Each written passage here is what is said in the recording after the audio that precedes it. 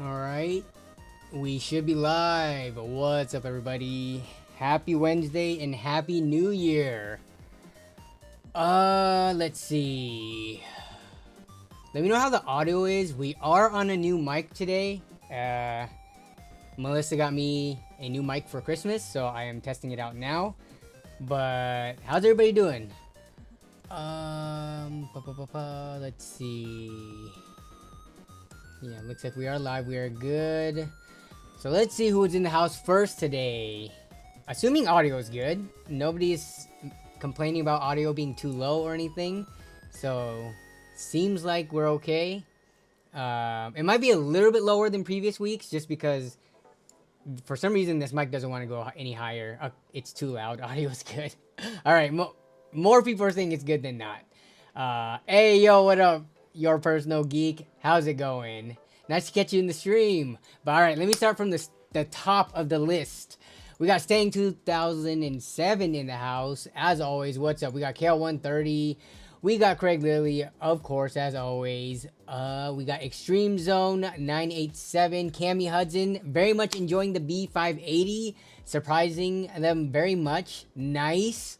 I am still patiently waiting to get a B580 because they are in and out of stock. We will talk about that a little bit later. Let's see who else we got in the house. We got Mag1631. What's up? What up, giant robots? We got Coalition Gaming. Chris was in the house. Happy New Year. Hopefully you weren't working today, Chris. Most people have. Do people get New Year's off or New Year's Eve off usually? Both? Because I had to go run into the Cricket Wireless store today and they were open. And it seems like grocery stores were open. But like nobody celebrates New Year's Day itself, right? It's always the New Year's Eve celebration. So last night. But hopefully you got both days off, Chris. What up, Birth of Mac HD? We got some chats. People in the chat talking about the A770 and the B580. We'll talk about kind of that a little bit because they did come back in stock today, and if you're lucky enough, you might have been able to catch it. But there's a catch. So yeah. Oh yeah, we'll also talk about because we missed last week's stream because last week's stream fell on Christmas Day, and I was in the middle of like doing family stuff, trying to get the LAN Party video out. I just couldn't stream last week. So we missed 1 week of stream. So it's been 2 weeks kind of since I saw y'all. Not really because when we launched the channel, the 24/7 LAN Party stories, I was there for a little bit. What up, Mike? What up, Logan? Good to be finally back home. Welcome back to the area, Logan. Good luck on your job hunting. We got Northern Lights Custom PC and Service. What's up? What's up? Takeda says batter mage. Let's see. We got Hazard Me. What's up? Billy Devore. Nice haircut. Thank you very much. I actually just got it yesterday because my hair was actually getting pretty long. What up, Ranok Raj? What up, Bobby Ross? What up, Extinct? Okay, so we are kind of getting caught up now, I think. No, we got Stalefish, Jensen, Mr. Swags, Brody, your personal geek again, Benchmark Nerd. Yeah, a ton of people in the chat early on in the streams. So let me get through all of this. What up, Legsaki? No, Legsakimbo. Leg Sakimbo. Aussie, what up? Bogan Tech, Big Country. Z says, nope, only today off. Only today off, so not... Oh, yeah, I guess New Year's Eve celebrations don't usually start until nighttime. So you can still work, get off at like, you know, the usual 3, 4, 5, 6 p.m. and still get to New Year's celebration. New Year's Eve celebrations. Usually it's New Year's Day for manufacturing and blue-collar jobs, but it all depends. Yeah. When's the next LAN Party? Well, the most recent LAN Party video dropped between Christmas and New Year's. But the next LAN Party should be around March time frame. We haven't locked in the date yet. We will probably start locking in the date in the next month or so. So, yeah. Are you streaming the LAN live anytime soon? I don't know about the LANs being streamed live. It'll definitely be more boring if we ever did live stream a LAN, just because it'll be a fixed angle. And then yeah, so you won't get the first person view of like actually moving around like vlog footage. And also I need to get the okay from the whole LAN crew. Just because when you're live with that many people, you might accidentally, you know, reveal not public, but like private information and stuff like that. Because you can't edit something that's live. Whereas, like in my LAN videos, like I edit Melissa's face out all the time. If people talk about personal things that they don't want to be like known to the world, I'm able to cut it. But when it's like just live, when you're not like quote unquote trained or used to it, you may not realize you're live, and then you go spewing off your address or your credit card numbers or just some personal details of your life that you don't want out there. So that's the only difficulty about live streaming the LAN parties. Is, I mean, you know, you got 12 to 14 people in a room, getting them all like ready, because like none of my friends are super camera / stream ready. But yeah, our flat with the tech drama. Leaked price for 5090s is 2600 and 5080 is 1500. Where did you see that at, our flat? What's the source for that? Is that video cards, or is that just like, you know, some Twitter account that is known for leaking? Robert Fix It, what's up? Says GTA 6 will come out before B580 is okay. The shelf is on the shelf is what you're probably trying to say. Not the PC version. Maybe what, I don't even know what the release date is for the consoles, but yeah, we're gonna have to see about the PC release. If it's gonna be not 2025, I'm gonna be very sad, and it's likely gonna be like that.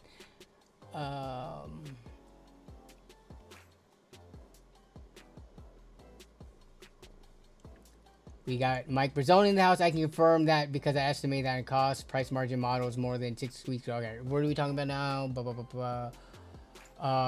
Bro, I got a PC with a 12400F, 16 gigs of RAM, 500 gig storage, and 3060 Ti. Is this GPU is used? Rest of everything is new for $500. That's a good. Yeah, I think so. 12400F, 3060 Ti build. Even if it was all used, I think for $500 is a good deal. Yeah, just that CPU and graphics card pairing alone.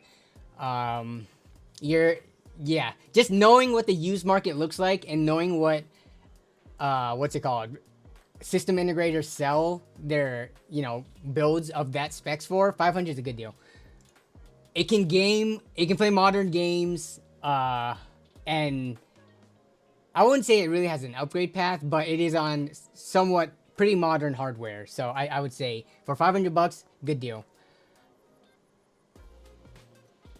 Oh, Mike is confirming the 5090 and 5080 based on the price margin models. Okay, got it.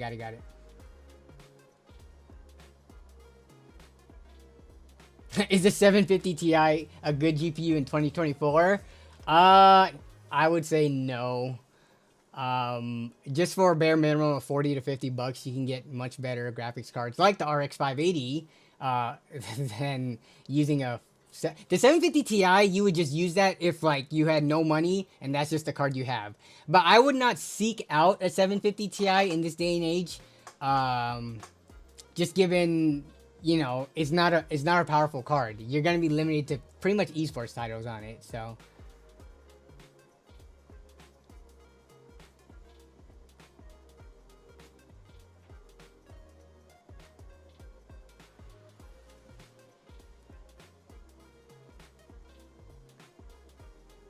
Elon Musk bought all the 580s. Okay, so let's see. We're about 10 minutes in the stream. So I do have an unboxing from Newegg, and I kind of already messed up I was gonna do something, but I already messed that up. But I also wanted to talk about, for those of you who do celebrate, you know, Christmas, I would say that's one of the major holidays where people typically get stuff, at least in the US. So did anyone get any exciting new PC or gaming related stuff for the holidays? Whether it be you bought it yourself because you felt like you deserved it and you treated yourself, or a loved one or a friend or someone got you that for Christmas. I got some Did I get anything PC related? I didn't get anything PC related, but I got YouTube related stuff for Christmas, and that was mostly from my wife because she asked me what I wanted, and I had to give her stuff because she wanted specific things, so we had to get each other things to make that an equivalent exchange. Otherwise, I wouldn't have gotten her, or she wouldn't have gotten me anything if I didn't give her a list, because I'm a hard person to shop for. You know, being a tech person and stuff like that, we're typically very particular about what we want, right? It is hard for our non-techie loved ones to buy tech gifts for us because they might buy the wrong thing. But I told her, or I gave her a list of what I wanted, and she got me some of the stuff. So I can share. One of it's actually sitting behind me right here. But I want to see what you guys got. Just Steam gift cards. Let's see. Was able to snag a 9800 X3D. Very nice. My wife got me a PS5. That definitely counts. I think it counts on the gaming side of things. So nice. That's a pretty big purchase. Got a Lenovo laptop. Very nice.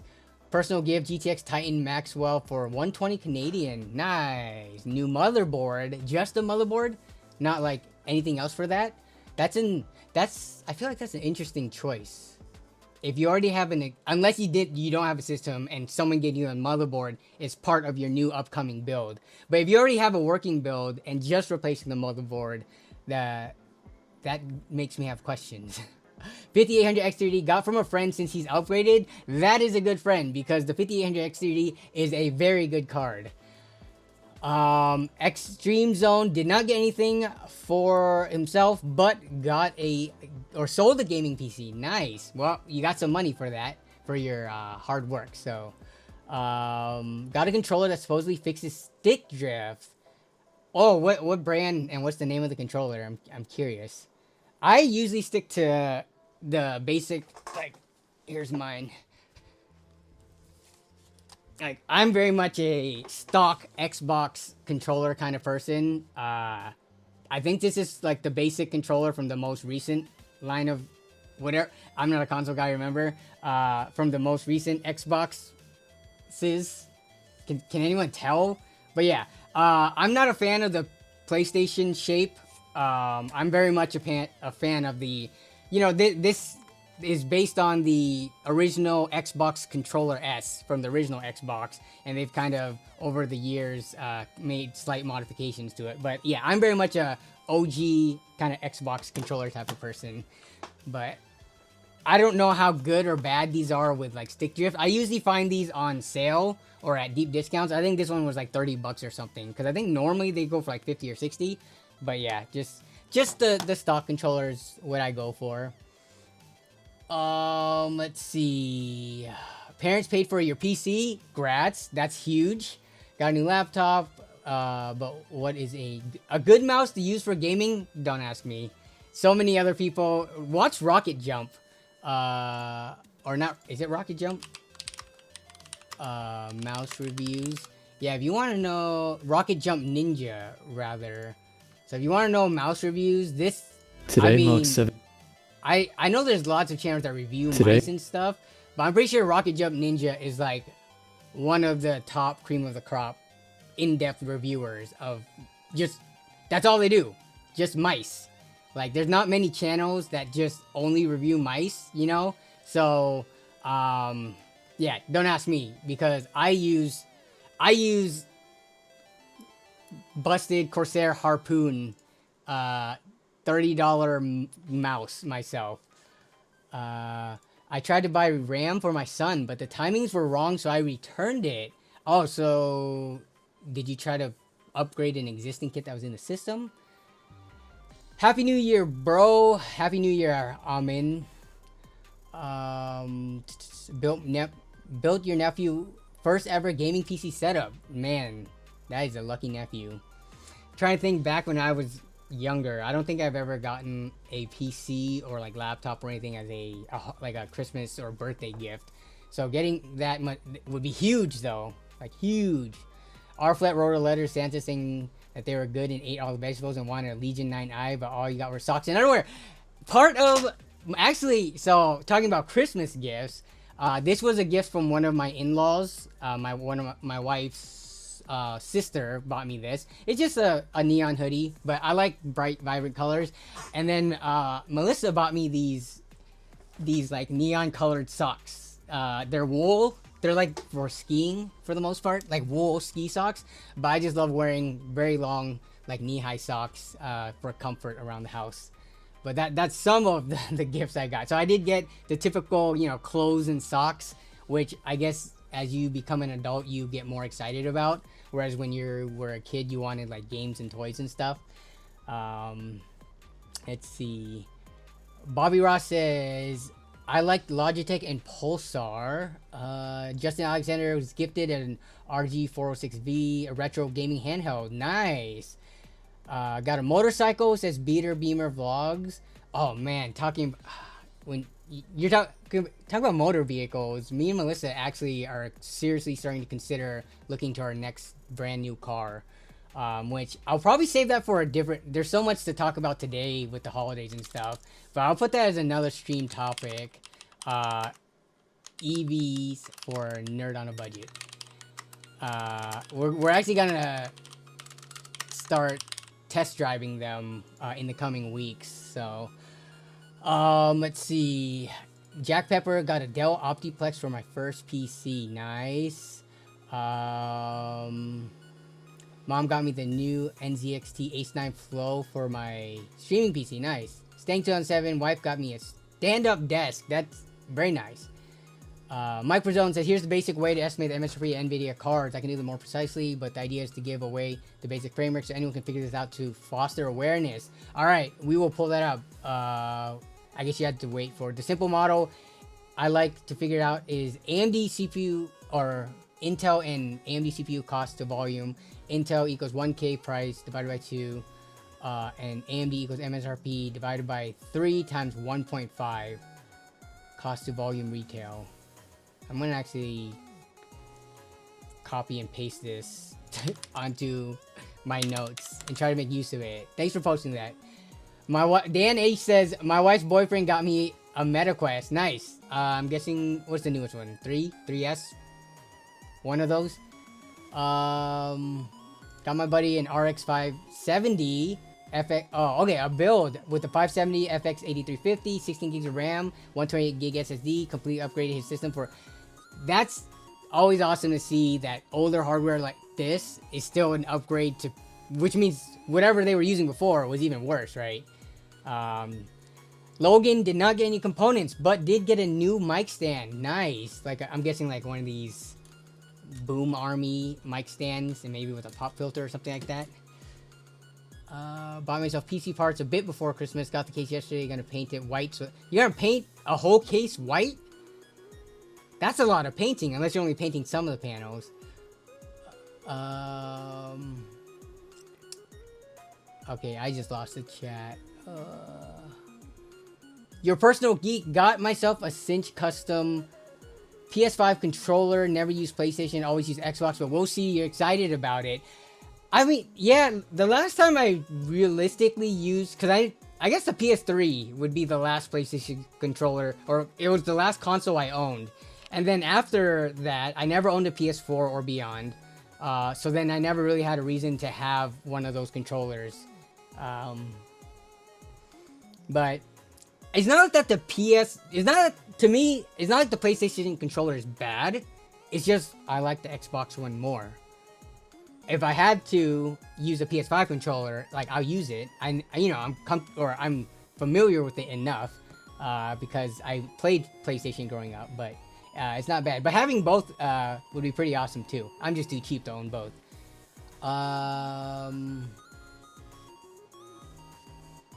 Dan H, did your wife get you anything? Because only your wife's boyfriend got you something.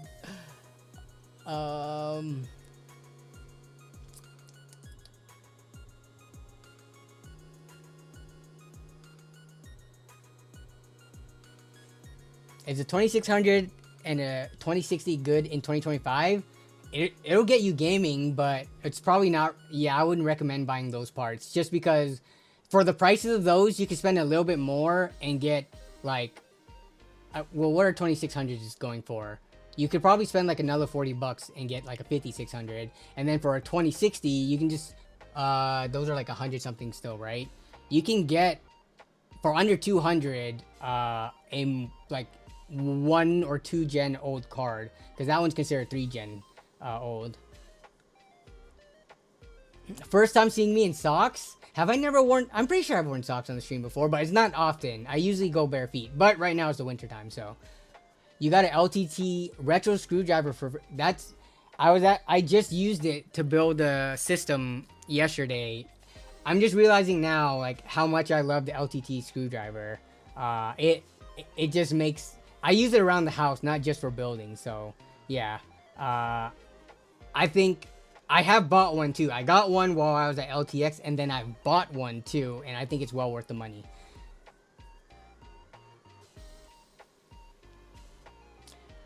The DOS Nerd says, I know you just released your LAN Party video. Did you know Merit K has a photo coffee table book called LAN Party? I think I've heard of that. I think I saw that on Reddit. Bunch of LAN Party photos. Yeah, from like old school ones, right? Yes, I have seen that. We may have even brought it up. Brought it up on the stream before. Inside LAN Party, inside the multiplayer revolution. So it's $35. It's a hardcover book. But I mean, I think a lot of these pictures, if you look at the era of these photos, yeah, these are definitely from like the, looks like, if I had to guess, the early mid 2000s. But yeah, this is, I should add this to my my Amazon list, because this looks like just an interesting like coffee table hardcover book to have. But yes, I am aware of this. This is pretty cool. Maybe if they did a second revision in like 10 or 20 years, maybe they can put some of our LAN Party stuff in there. That would be cool. Let's see. I'm a YouTuber for BMW content. I recommend BMW. No, we're too cheap for that. We're going full EV, and we have a budget that we're trying to stick to. And if you know EV costs, they're only, and we don't, because you know eventually we're gonna have like a larger family, right? We're not trying to get no Nissan Leaf, because those are probably one of the most affordable all EV cars. But it'd be too small once you start having kids and stuff. So yeah. Car test drive live stream? No way. No way, Jose. Let's see. iPad Pro 13-inch. I have zero opinions on Apple products, unfortunately. The only Apple product, I had to do some research for Christmas. So I got Melissa the iPhone 16 Pro, which, if you know iPhones, which I don't follow iPhone pricing, right? So the only time I need to follow it is whenever Melissa needs a new phone. And she upgraded from a 12, so that was like 4 or 5 years ago, whatever. But her phone was, you know, 4 or 5 years. Upgrading is like pretty normal.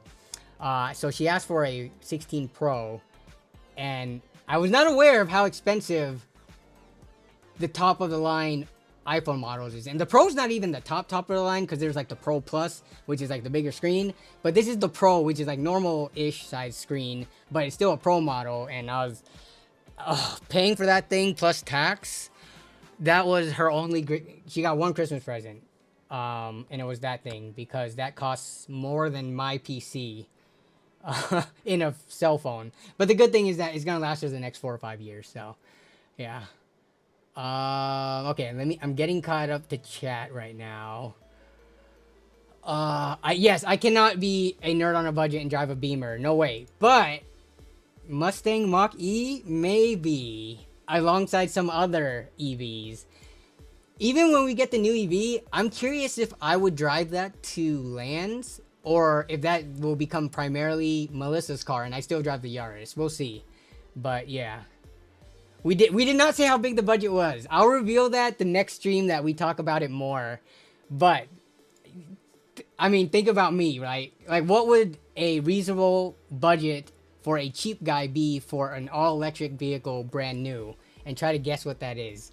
I won't reveal it now, but we can talk about that in a future stream. Probably won't be for a couple weeks because next week CES will be in full swing or mid swing, and we're probably going to talk about a lot of CES stuff next week's stream. So yeah.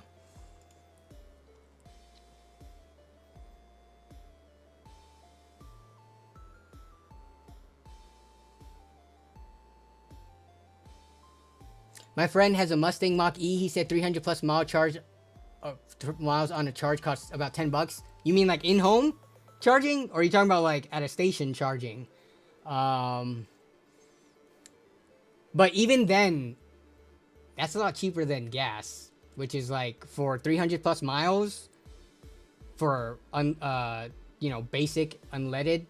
That's what, 40, $50 where I live right now. So yeah. Build your own car. Yeah, right. My Yaris is nerd driving on a budget enough. I don't need to step down from my Yaris. Firestorm says 40K. That's a very good guess. Yeah. A real cheap guy won't actually be. Yeah. The only reason I would be buying new is if we can get it for potentially saving on some tax credits, which the window for that is kind of closing in terms of like which cars are eligible. But also, so some of the, I was looking at the prices. The price between new and used isn't even like a 10% difference. So, but the used one has racked on like tens of thousands of miles on it, you know. So at that point, I would rather just buy new, just for the peace of mind of being the first original owner, if it's not that much of a discount. And I don't think I would, yeah. We want like an SUV size one, but, okay. Would you buy the new Meta glasses? Actually, fun fact about that. That was on Melissa's list of potential gifts for me this Christmas, but she was not trying to reveal the secret. But then she eventually had to because she needed to get my prescription and things like that. But I like the idea of the Meta glasses because of the recording thing. But I want to wait for the next revision of it because the Meta glasses, they would be so good for my, Craigslist ride-along or just part pickup ride-along videos, because then I don't have to like wear a GoPro on my chest anymore. I can just record from my glasses. The only issue with them is that right now the recording limit is still pretty short. It used to be like 1 minute, but I think they've increased it to what, like 3 minutes or something, which is still too short for a part pickup vlog. But also, right now I think they're limited to only vertical recording. So hopefully the next iteration they increase the limit to like, I don't know, 10 minutes or something of recording, which might be hard to do because of the limited size, but also landscape recording because nobody wants to watch vertical recording. But yeah, 3 minutes is a long time, but when I'm doing my PC part deals and talking to people, we're talking for like 10, 15, 20, 30 minutes. So yeah, maybe I won't be able to do it with Meta glasses unless they have like a plug-in charger that you could do and I could run it to like a backup bank battery in my pocket. But I think overheating is an issue too. But all right, let's get to unboxing. So what I was originally gonna do is I'm actually still very excited. So box of Newegg, brand new graphics card. I'm very excited about this still. But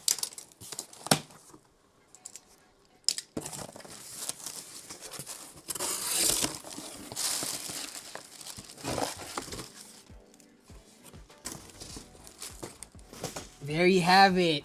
Brand new 580 card from Intel. Intel Arc 580.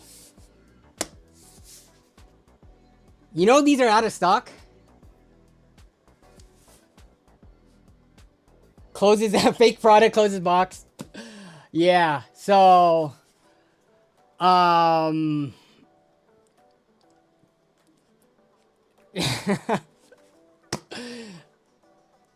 so everybody does realize what this is, right? Like, does everybody watching right now, you guys know what this is? But yeah. So, this is not the B580. This is the A580. I was going to do a shtick where I unbox it and then pretend like, what the heck, they sent me the wrong card. But, obviously, the B580 is out of stock. But, if you guys remember a week or two ago on stream, I think that was 2 weeks ago, they took so long to ship this out. This took almost a full week to ship out. Which, coming from California, I don't know why it took that long. But yeah, so I picked this up because if we take a look at Newegg, this is now out of stock. But I pulled this up on stream and I pointed this out to people. I fooled you and you didn't read the box. Yeah, see, I'm thinking some people watching might have thought this is a V580 and got super excited for me, which thank you for the excitement, the shared excitement. But no, so this was the ARC A580 card that I pulled up on stream a couple of weeks ago, and I said I'm gonna buy it, and I did buy it, like I said I would, because it does come with this Assassin's Creed Shadows bundle thingy, which I am trying to get the Assassin's Creed game, so that's part of the reason why I bought it. But this was going for $180. With this bundle, they say the bundle's valued at like $80 or something, 70 or $80. Nobody values it at that much. Probably closer to like $50 because the only thing we care about is the Assassin's Creed Shadows game. So for $180 plus tax, getting the Assassin's Creed Shadows, which I was going to buy anyways, because one, I want to play it, but two, I'm going to add that as one of my newer benchmarking games, right? Yeah, so I did end up picking it up, but look at it. It is out of stock. It actually stayed in stock for a while. I don't know, maybe people slowly started to pick up on it because it was actually a pretty crazy deal. Getting the newest Assassin's Creed game that's coming out in February and this card for under $200 is pretty crazy good value because this card, when it first came out, so this is kind of like, if you guys didn't know, this is the Challenger.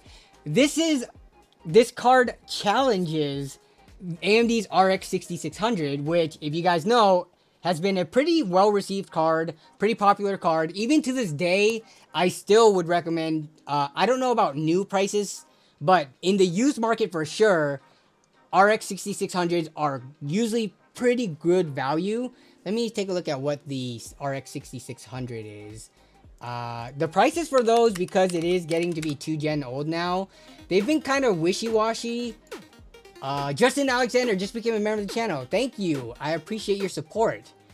Nerd on a Tight Budget membership join. But yeah, the RX 6600, they were, for the longest time, going for around like 180, 190. But now it looks like they are a little bit higher in price. So this card used to perform quite a bit lower than the RX 6600, but through the different driver updates and support that it has been getting, it is by multiple reviewers, and I've actually never owned this before, so that's why I also bought it. But this is pretty much on par with an RX 6600 now. So given the price that I paid with the free Assassin's Creed game included, definitely well worth it. I guess we could actually open it and not just look at this box. What is this? Why is this in Japanese? Interesting. I thought this was related to the Assassin's Creed, but I don't think so. Alright, let's take a look at the card itself, because checking out a brand new graphics card, regardless of what it is, in my opinion, is always fun. Ooh, we're gonna break the seal here. Let's look at this Challenger card. Is actually a little bit wider than I would have imagined it would be. I'm not gonna peel it yet. Oh, it's one of these ones. Okay, so here's the card. Decently, I mean, I don't have a card next to me that I could hold it up against it, but it is a wider card. I don't just have a tiny head or a face. The card is pretty wide, but if we look at the PCB and backplate, look at that coverage. So the heat sink and the front shroud, it is pretty wide relative to, you know, what you would kind of like expect out of a kind of entry-level mid-range card of this size. But yeah, look at the backplate versus the cooler and shroud itself. But yeah, it's all the brand new stickies on it. So I'll eventually do something with this card. But I'm glad I secured it because it did go out of stock, and I'm curious if it will go back in stock. Yeah, the card is tiny compared to the cooler.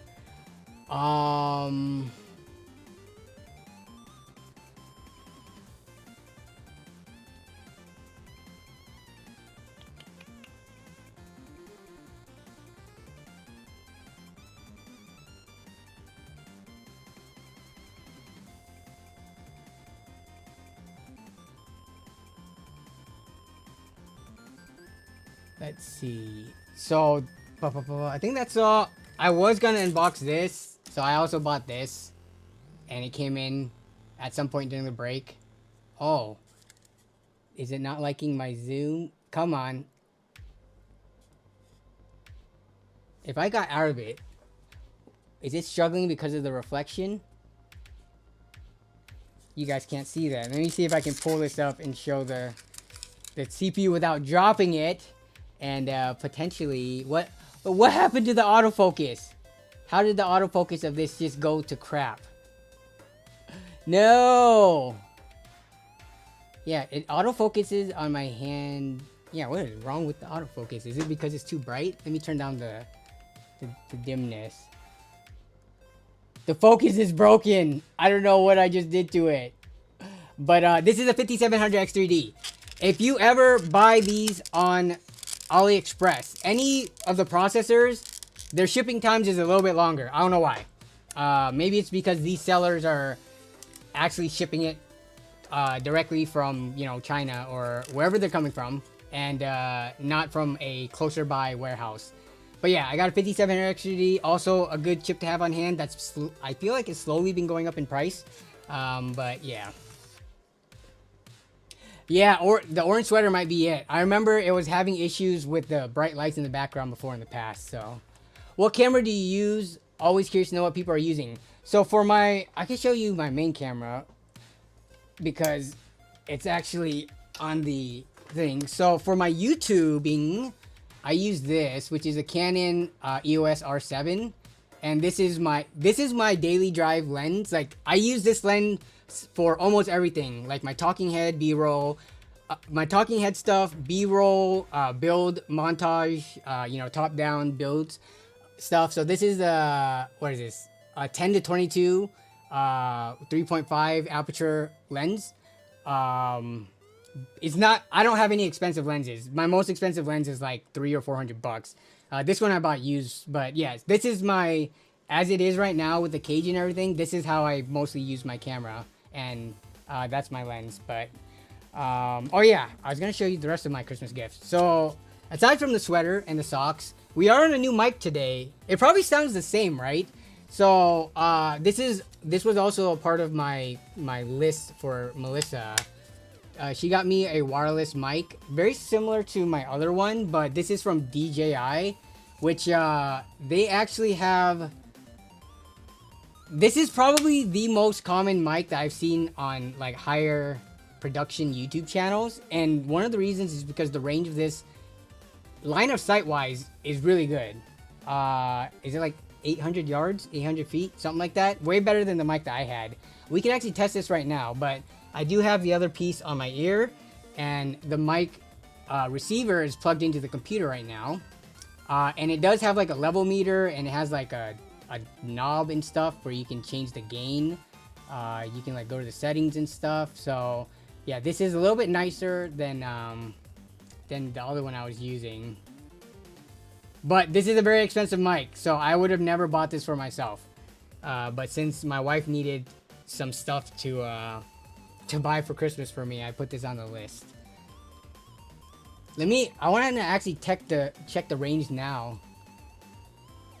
Yeah, I think for the streams, I could probably play with it more for my, come on, zoom. I could probably play with the settings more, but I'm just using it default out of the box. All right, let me test the range, because usually it would go out of range when I go far into my basement. So let me see. All right, so we're gonna go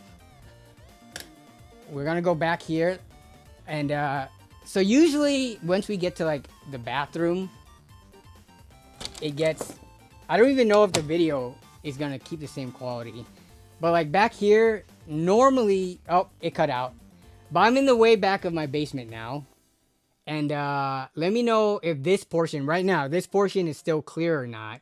I'm out of line of sight, but oh, now we're back to here. So I was out of line of sight for that because of this wall right here. But did it cut out at any point? Because this thing has really good long range, But once you start hitting walls or like not having direct line of sight with it, I don't know if that affects it a lot. It still got pretty nice sound. Let's see. Is that I have an LTech dance pad? How does it feel like? Yes, that is an LTech dance pad. It's like the only thing that you can get for a reasonable price in the States that I found. But it feels good. I've never used a Cobalt Flux before, so I can't say. It's definitely not the same as like an arcade cabinet pad, but for at home, I think it's the best I can get. And I could still do like all the songs, you know, as I would in the arcade with it. So I'm not a hardcore, like super good DDR player. I'm like decent. So no cutout, video cut, not audio. Audio is good. Great. So now if I walk around upstairs and stuff like that, hopefully the audio, because you know I've done that before when I went to get water and stuff, and you guys would tell me I sound robotic. So that's good that it was able to get that far to the end of my basement and with the wall in the way. So oh yeah, obviously some OSHA studio violations. Yeah, so that's getting on to my next I think this is the last Christmas gift. I got some other stuff, but it was for like the kitchen and house stuff. But so I've been doing YouTube now. So since January 2016. So we're coming up on what? 9 years? Yeah, we're coming up on 9 years at the end of the month now. This is my first, if you guys are either into video stuff or like production or like, I don't know, just anything. I don't know if like sets and stuff use these, like movie sets and or recording sets and stuff probably, but I don't know about like theater sets and stuff. But if you guys know what a C stand is, this is like one of the most popular styles of stands because they're very high quality. So this was also on my Christmas list for my wife to get me, and it's just a way higher quality stand because everything I've used up to this point for the last 9 years of YouTube, I've used these. You've probably seen these kind of crappy stands that from like, you know, Newer or whatever Anchor, whatever brands make these softbox lights. So I finally got like a legitimate stand because these things, they fall over all the time. But this stand is very heavy duty. You can't tell because I'm very strong. I'm just kidding. But you can't really tell, but this thing, it is heavy. Yeah, so that... If you want to talk about like legit studio equipment, this is a legit studio equipment. And this is like amateur just starting out on YouTube, which I've made work for like 9 years. But now, you know, I'm starting to slowly invest more into stuff like this, just so it makes it easier. But yeah, I think that was it for what I got for Christmas. So for the most part, the mic, the socks, and that thing was from Melissa.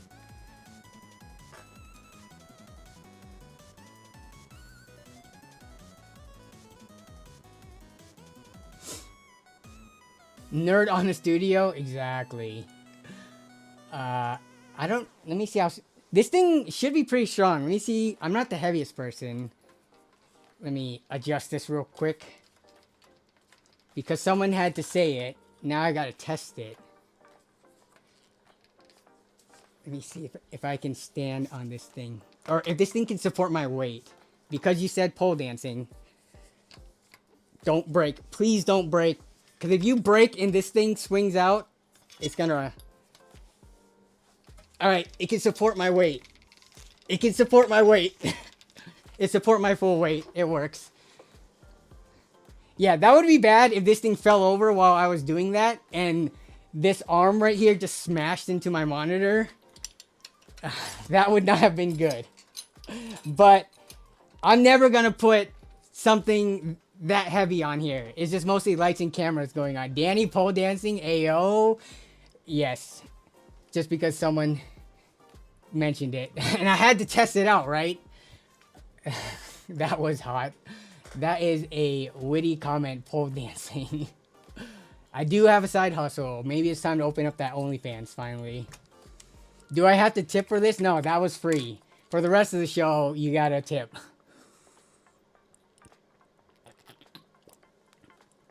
Join only nerds for exclusive videos, but Yeah. Okay, so holiday talk and stuff. Well, hope everyone did have a good Christmas, New Year's, or whichever holidays you may be celebrating. But now we're into 2025, so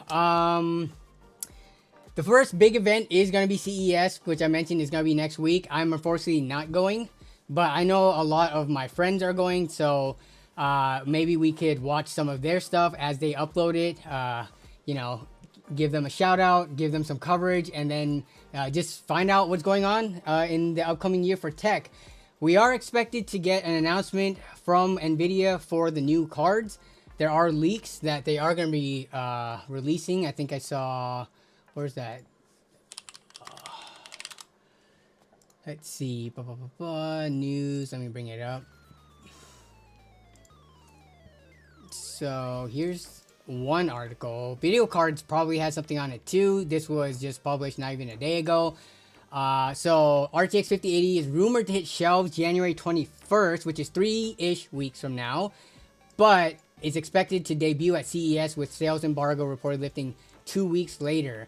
So yeah, so next week CES announcement, and then 2 weeks from that expecting it to go on sale.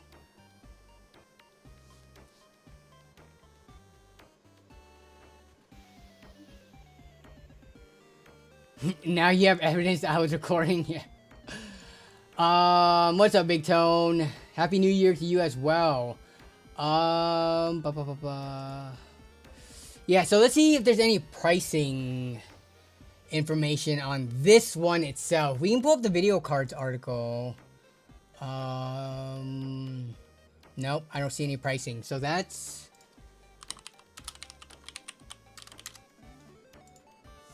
see, it should be on reportedly launches. Okay, let's see if this one has it. Do they mention pricing? No, this one doesn't have the pricing either. But someone said what, 2600 and 1800 earlier? Or was that our flat or was that somebody else?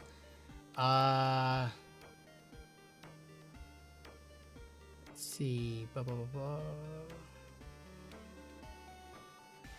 Gunner. No prices yet due to them funny tariffs. Yeah, the tariffs is another thing that's gonna... I mean, even in the chat, we had disagreeing opinions, which is kind of funny because this isn't something that is very disagreeable. I guess it's disagreeing on what they think will happen, because once the tariffs happen and they affect the prices, it's not a matter of opinion. It's a matter of fact. Either the prices are gonna increase noticeably or they won't. Obviously, nobody wants prices to increase, but there are a lot of people speculating that it will. 2200 USD is the price of the 5090. I mean, I don't know if I have that strong of feelings once you get into cards that high end, because that's just not something that the majority of people will ever own, nor even someone like me will ever own. So NVIDIA can do all they want with the high end, because the enthusiasts out there who, have the, the means of buying it will buy it.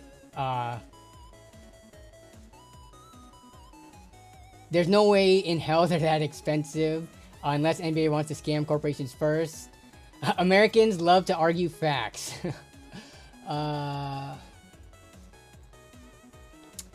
5090 costs more than a Yaris? I don't know, not yet, but one day they might. Smash TV Network think it's gonna be 2500. What would you prefer, NVIDIA or AMD card? It's not really a preference, but price to performance wise, I would probably go AMD personally. But I don't speak for everybody, right? Price aside, if all NVIDIA and all AMD cards cost the exact same for the same performance level, but feature-wise, I think NVIDIA brings more to the table. So then, yeah, I would pick NVIDIA over AMD.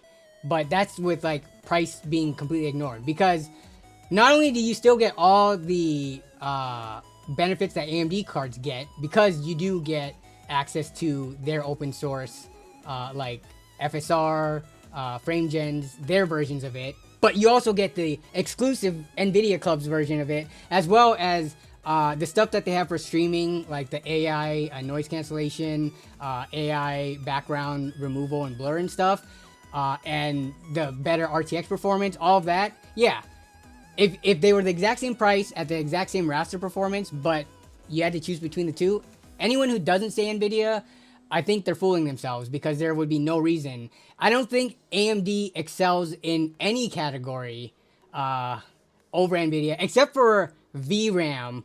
But, I mean, VRAM is only so useful, especially when it comes to gaming, if the card isn't powerful enough to support it, right?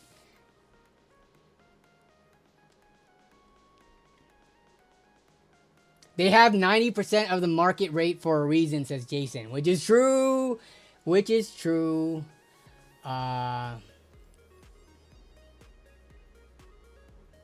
Excel equals 20 FPS more when it's already 130 or so. Pointless. Yeah, I agree with you there to a degree. Like, after a certain frame rate, maybe not 130, but I think common FPS numbers that people go for when they buy their monitors, right, are like 144 hertz, 165 hertz. Those are probably two of the most popular refresh rates that I have seen.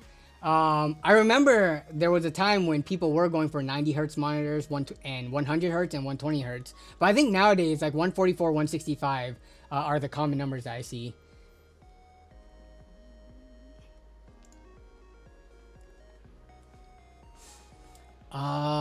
So yeah, when it comes to the RTX 50 series cards, nothing is cemented yet. So, I mean, we only have a week to wait, right? Hopefully, I guess I don't remember past CESs where they did announce new products, but I would think they would open up the show with that. Yeah, I'm actually pretty confident they're gonna open up the show with that. So, NVIDIA is doing their whole 50 LAN thingy, and then right afterwards supposed to be Jensen's keynote. So I think that's probably the best time for them to announce it. So next week's stream, we should be coming back with more information, and I hope they give information on more than just one card, and not just be like, here's the 5090 information, and give no like 5080 stuff. It might just be those two cards though, because I guess we did see leaks for, what was it, the 5070 Ti or whatever on the Zotac website, but yeah. Nearly every pre-built PC from a big company, that is true. It's only kind of like the smaller boutique ones that are putting in AMD cards.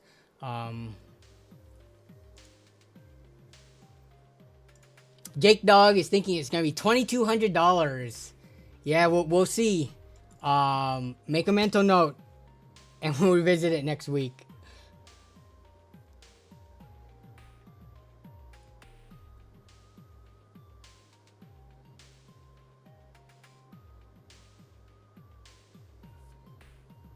Hey, what's up, Techie Tech? The Smash TV network says, I hope they fix the issue with the 5090 that the 4090 had with laptops. So you're talking about the mobile versions? Yeah, I don't even want to think about the cost of a 5090 laptop. When 4090 laptops came out, what was the lowest price for those things? Weren't they in like the $3,000 to $4,000 range? If not more. I don't follow super high-end laptops that much, but yeah. Do you have a preference in brands for graphics cards? Honestly, no. I guess that's a good question for not just me. Hey, I like how you have Kenny in your thing, and he's got an orange hoodie on, just like me. But yeah. So, do you guys have brands when it comes to like NVIDIA and AMD cards? Like, if they were all the same price, and we're not talking about like high-end models, right? Like Strixes or whatever, super overclock models. I guess AMD cards, I like Sapphire and Power Color. Would I say equally? Yeah, I'd say pretty equally. And they are brand exclusive. Like both Sapphire and Power Color, they don't make graphics cards for NVIDIA or for Intel now. But yeah, Power Color and Sapphire for AMD cards. But I mean, I've bought Gigabyte cards. I've bought MSI cards. I bought PNY cards. For NVIDIA,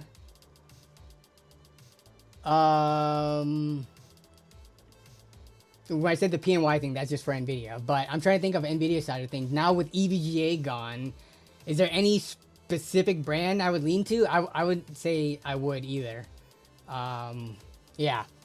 Honestly, I don't have an opinion because usually the price differs by enough that I usually just choose the cheapest card. They're never all the same price. They're usually like a $10, $15, $20 difference. And for me, even the base card on the lower end, like entry level models from this certain brands, I'm okay with usually. See what people are saying.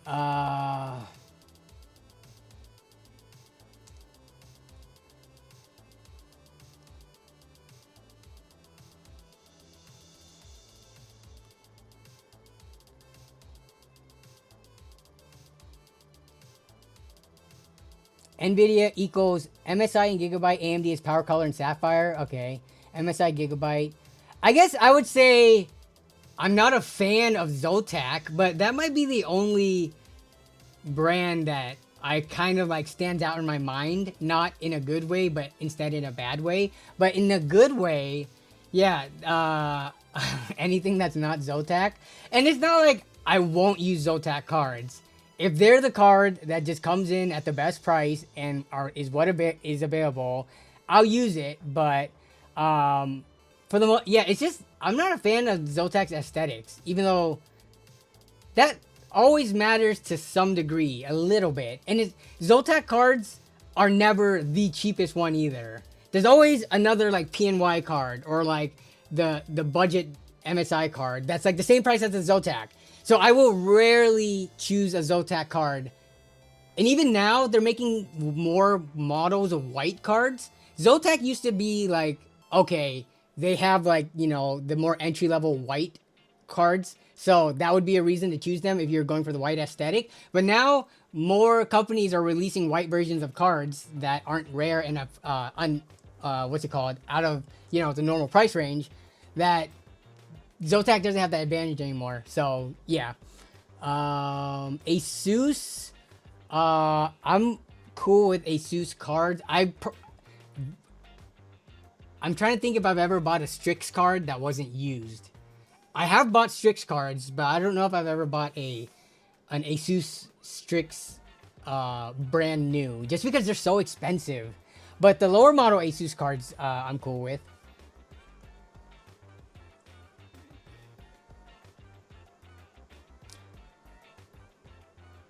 Chase Atwood has both cards from AMD and NVIDIA from Gigabyte. Shauner doesn't really care, but I haven't put my money where my mouth is. I've only had NVIDIA, gotten flamed in that short for going from from a 3070 to 3080. That was not intentional by me, by the way. I just wanted to showcase, you know, people from the community on the channel and just get people's opinions. But I thought your answer was reasonable. You got your card used, and it was kind of like a cheaper upgrade path, so yeah, people just be flaming just to flame. I do not agree with people's strong stances on the GPU, you know, red versus green wars. Robert Fixit is an NVIDIA show. I still have PTSD from overheating Xbox AMDs. Tavian says, I like the way the Sapphire Nitro cards look, but the most I've only ever had NVIDIA in my main PCs. Okay. Magnus says, Matrox makes Intel cards? Let me see. What are we talking about? Or Matrix? Matrox? What is this? Now the Luma series.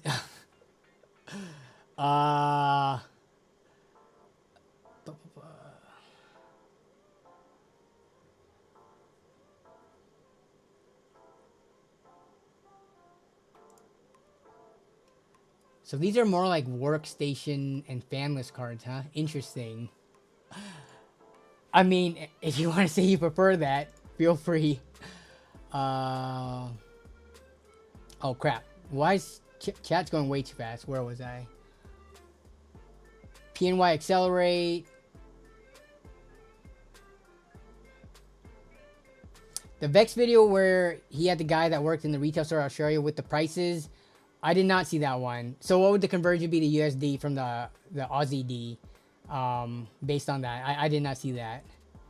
MSI because of Dragon. ASRock because their heat sinks are funny. Plus on ASRock cards are usually on the cheaper side, yeah. Yeah, so EVGA, even though that doesn't count as an answer anymore because they are gone. MSI. Yeah, so ASRock just makes ugly cards. Hey, aside from this heatsink in the back, this card is not that ugly.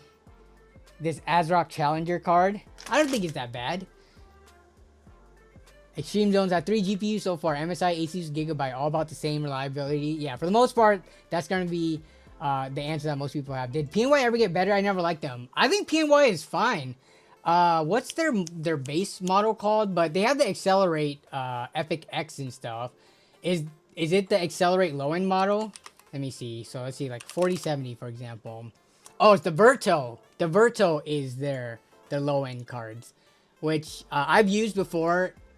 Cooling-wise, performance-wise, it was fine. And, you know, it's pretty much a plain black card on these Verto ones. I have no issues with them. Yeah.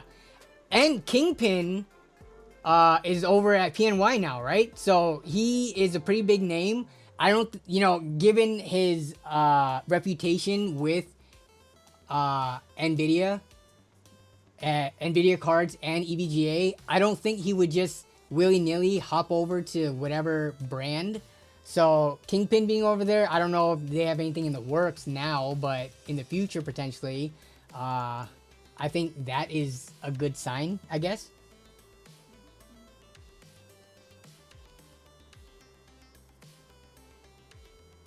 I hope games in 2025 focus more on story. Oh, speaking of games, anyone play Enshrouded? I recently started playing that this week, and oh my goodness, it is pretty easy to sink time into it. I've been working on stuff like I'm not sure if you can see. There's a build back here. There's a build sitting back here that I'm gonna get ready to test and stuff. So I haven't had a ton of time to jump into Enshrouded, but it is very impressive to me so far. And for a game it's in early access, but you know, $30 on sale for even less.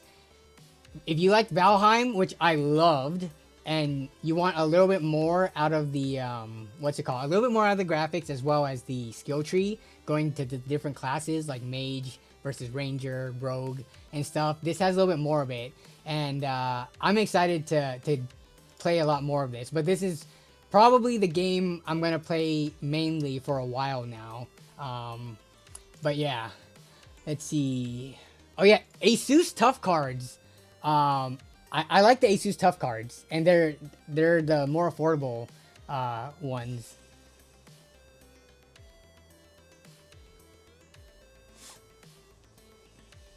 I've never heard of Zotac until the 3000 series came along, and there's the Scarcity and Scalper price jump. What was... Let me see Zotac's. I personally... I know they're older than that, but I don't know how old. Like... How... Zotac 2006... Okay, so nothing older than 2006. So was there like a Zotac GTX 280? There was. Okay, so was there like a 9800 GT? There was. I'm just trying to go back. So Zotac has been around for a while. I don't know how long or how old of cards have come from them. It doesn't look like 7800. How about 8800 series? G4. Yeah, so Zotac 8800 GTX. What year was this? I guess this was around 2007-ish, 2006. So yeah, they were around since before the GTX naming even took off for NVIDIA. So they've been around for, I guess, coming up on, in the next few years, 20 years. I like Galax cards. They're just not usually priced that well in the US. They're usually for like outside the US markets, so.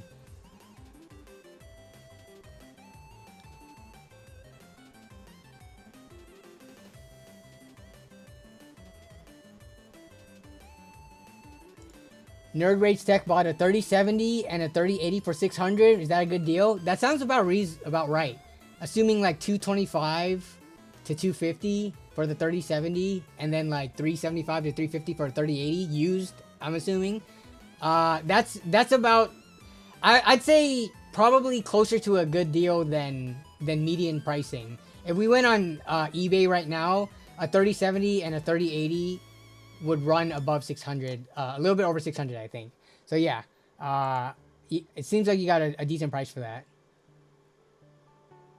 Hey, what's up, Lamar's? Okay, let me check out. Okay, stream is actually popping today. It was the last time we streamed as well. Oh, I wanted to talk about the Intel Arc cards. So yeah, with regards to the whole NVIDIA 50 series stuff, it's only a week away, right? So in terms of speculation and stuff, I don't want to get too much into it because there's no point now that we're this close. And we're not doing no betting pools or anything like that. I do want to talk about something that we do have access to though, which is the Intel Arc B580. Now, this is a page that I pulled up 1 or 2 hours before stream. This has been coming back in stock today multiple times. I have received multiple email notifications of this being in stock. I got to this page with it in stock, ready to add to cart. But don't be fooled. I'm pretty sure it's gone by now. Let me refresh. Yeah. So if I refresh the page, it's gone. It's back to auto notify. I did post in the Discord server. So I did get the email, right? It was like, back in stock. Hey, Danny, we're pleased to inform you, blah, blah, blah, blah, blah. So it was in stock, but then as soon as I clicked to go buy it, it was like instantly out of stock. So I don't know if the bots are buying up all the B580s or if it's just super high demand coupled with the fact that there's low supply. But you notice something here, right? $299 sold and shipped directly from Newegg. So when these come back in stock, and the Intel Arc subreddit has been going nuts all morning about this, but the new prices for the B580, given the high demand, low supply, and it came back in stock twice today at $299. People have been making Reddit posts. Here's the Intel Arc, not official, I guess, but the Intel Arc subreddit. People have been posting it for they've been seeing it for $50 more. There's multiple posts on the subreddit.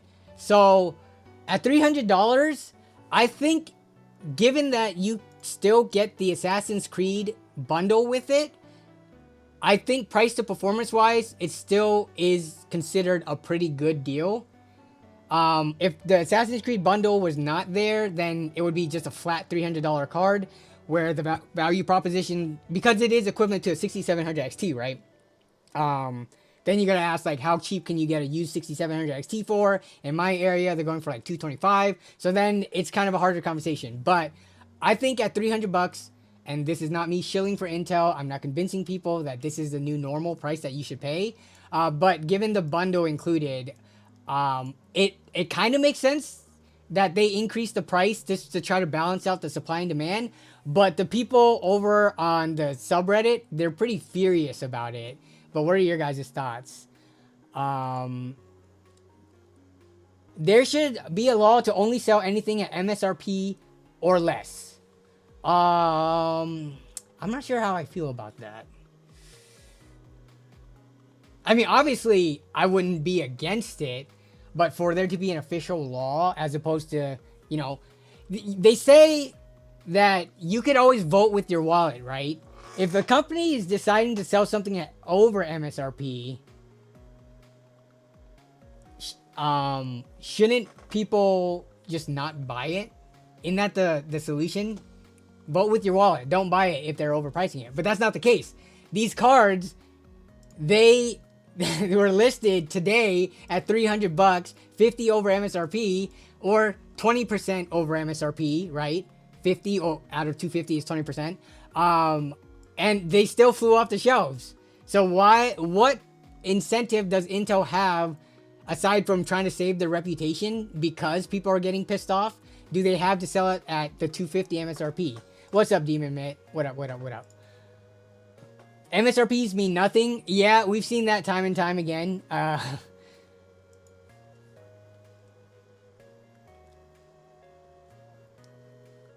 And then, yeah, I mean, we've been talking about it in the last couple of streams. Mike Brazone would bring it up a lot. These cards are being sold way under what they would typically be selling at. Almost as if, you know, Intel is taking a loss for them. Not like a Costco rotisserie chicken loss leader type deal, but yeah. MSRPs would just be set higher if that was the case. Yeah. MSRP, yeah, it's not MFRP, manufactured forced retail price.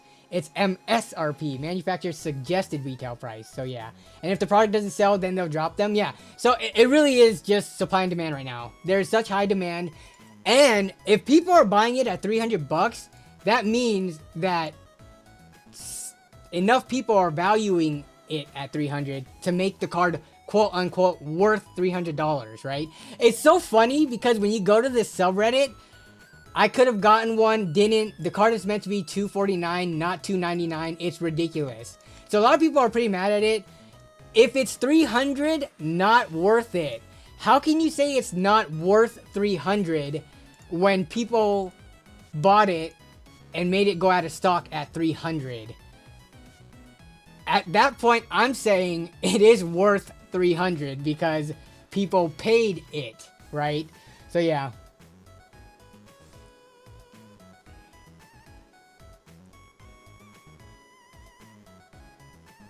$50 on the low end. It is a lot. It's a 20% quote unquote markup. Yeah. Their incentive is repeat business. Didn't someone, was it in this stream or maybe I saw it somewhere else? Are they going past, what's the Celestial? How many generations are we guaranteed? Like, what is their roadmap for the Arc series? I thought it was only confirmed 3 generations so far, or that's like where they're you know, calling it. But I may have read that from another source. Just wait until after CES, prices will go back down. Yeah, I mean, I hope so. If tariffs do kick into effect, hopefully it takes a little bit longer after like inauguration and everything, but we'll see. Price control laws on PC hardware is a wild take. Crazy. Terrible idea, says Demon Mick. My solution is to wait a few months and get a normal price and have bigger selection of cards. I mean, I'm with you. I'm hoping that's the case. Just wait for B570s for MSRP 220. You can't get the B580 at MSRP. What was the release date for those? Was it February or was it launching or announced this month? I forget.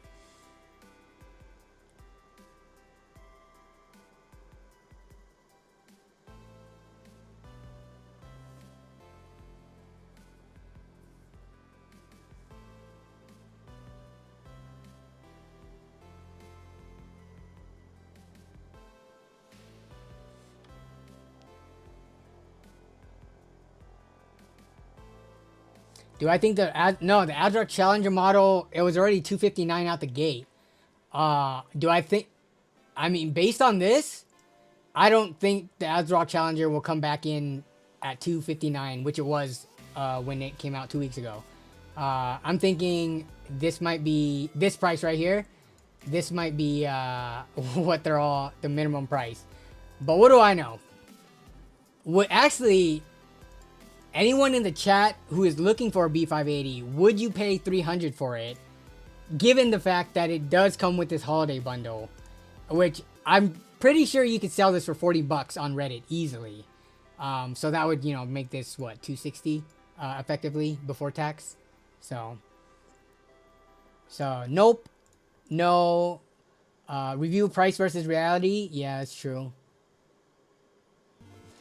AMD will have some good mid-shelf and top of mid-shelf RDNA 4 to intercept those K upgrades. Do we know anything about... Let me look at video cards real quick. We hear all this talk about the NVIDIA announcements, but you would have to think that AMD is gonna be announcing something as well, right? There's no way they just leave this to go unanswered.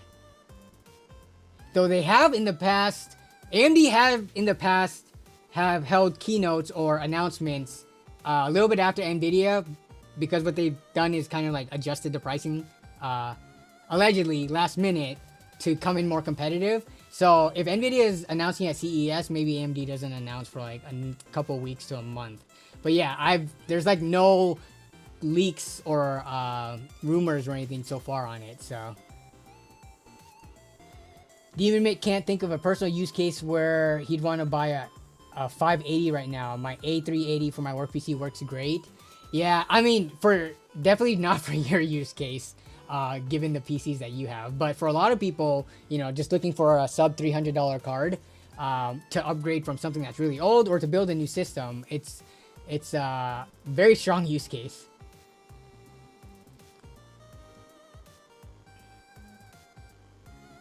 Law Newegg beef, is that what it said? Up to 8K? What, 8K browsing? Let me see. Is that what it says? Oh yeah, up to 8K resolution at 120 hertz. Yeah, 8K 120 hertz for playing solitaire and doing looking up homework, if you catch my drift. If it was a game I cared about, then I would do the bundle, but no, yeah. I am unironically excited for Assassin's Creed Shadows. I enjoyed the heck out of Odyssey and Valhalla. I love these open world Assassin's Creed games, and even before they announced Shadows and it was codenamed Assassin's Creed Red, I was already begging for a Japanese themed Assassin's Creed. So this is like my wish come true, unless the game sucks, which is too late because now I already technically own it because I bought this A580 that came with it. But even if it sucks, I'll still benchmark it because it's still a new game that will be harder on the hardware requirements. But yeah. Your Personal Geek says, interested to test out my B580 once it comes in with resizable bar on and off. I think Random Gaming in HD, actually, I saw on my YouTube feed today, recently tested that. I didn't see the full video. I just saw his video pop up. I didn't get it. It was just like before the stream, I think. So I didn't get a chance to see it. I heard it's basically unusable without it on, which would use it either way, but limits how far back you could. Yeah, so I was going to run, once I get a B580, I was also going to do some testing on it that I have not seen done yet. Not resizable bar, but yeah, I wanted to also still make a video and do some unique testing that maybe some of the bigger reviewers did not do. But yeah, you make a good point. If it doesn't have resizable bar, or if you are using old hardware that does not have it, because the B580, given its price, it is still a great card to be slotted into older systems. Like $250, supposedly, right? If you can get it for that. Upgrade for like, I don't know, a system that's still rocking Skylake or something. It'll still be bottlenecked by the CPU, but it's still a card that you could put in there. Because at the time, what were people pairing with Skylake and Kaby Lake processors?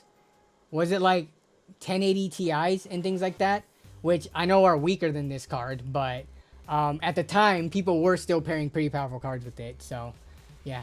How long do we think before 580 degradation issues? Lol. Hopefully never.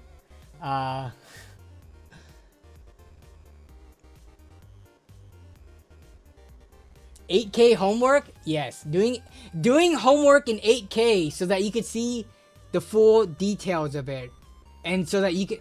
Have you never done homework with multiple tabs and multiple windows up? When you have a higher resolution, you could put more stuff on the screen. So yeah, imagine doing homework back in the day with only one monitor at like 720p or whatever, 800 by 600. We've come a long way when it comes to doing homework on multiple monitors and higher resolutions, if you catch my drift.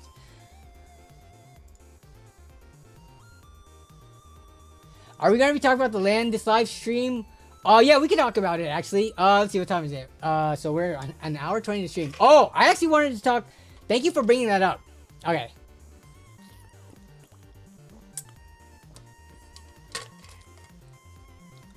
Are Intel GPUs worth it if I'm upgrading from a 2070 Super? Let me pull up real quick the it's an upgrade, but I don't know if it's I don't know if it's as big of a what the heck? I don't know if it's as big of an upgrade to be worth it, to be honest. So we'll look at 1440p just to see. 2070 Super, let's see, so 60. So this is where you're gonna be going, right? Because remember, I'm assuming when you say Intel GPUs, we're talking about the most popular one right now, the B580, right? B580 is like so close to the RX 6700 XT. So you gotta look at, and don't just use one source for it. This is just Tom's Hardware because they have I like this chart, but Tech Power Up, and then even hardware in boxes, like, you know, big GPU list breakdown, is good to reference as well. But just looking at it, right? You're looking at an RX 2070 Super, which comes in at a relative FPS of about 60, and this comes in at a little bit over, like maybe like 75. So that's a 25% uplift in performance if we take this chart as it is, but definitely go reference Tech Power Up as well. But for a 25% uplift, to me, I think I would personally wait. I don't know. If you follow the path of upgrading graphics cards every 3 to 4 years, and you always stick to the same tier of graphics card, so let's say going from I don't know, a 2060 up to I guess the 4060 is pretty lackluster, so that wouldn't be a good example. But maybe going from like a 2070 up to a 40 or 5070, I feel like you would get much more than 25% gains for that upgrade.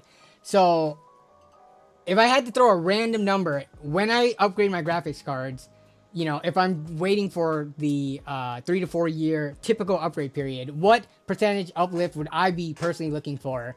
It definitely wouldn't be 25%. I would be looking for more uplift than that. If I had to throw a random number like 33 to 40%, I don't know.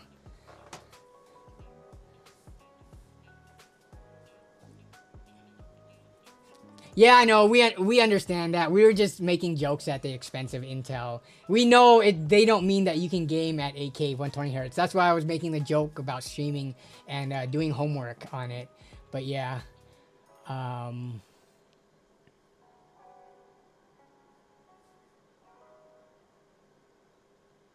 Robert Springer is even going beyond what I'm saying. Says if you don't get 50%, it's not worth it.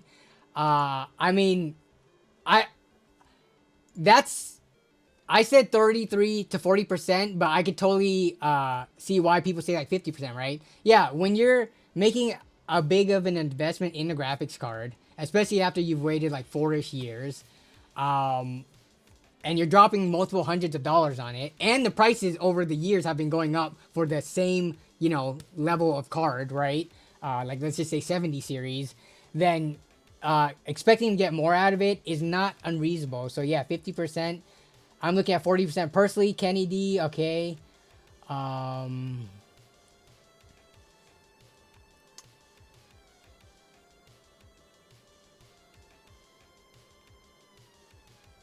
Leo Wolf says 90 FPS on Ultra with max ray tracing at 4K res or bust. With Ultra max ray tracing at 4K with or without frame generation and FSR/DLSS. You gotta specify, man, because Ultra ray tracing 4K, that's a hard combination to swallow. Tavian Sharp says 2070S to B580 is like a 1 generational jump. Yeah, but you get the bump up in VRAM. Yeah.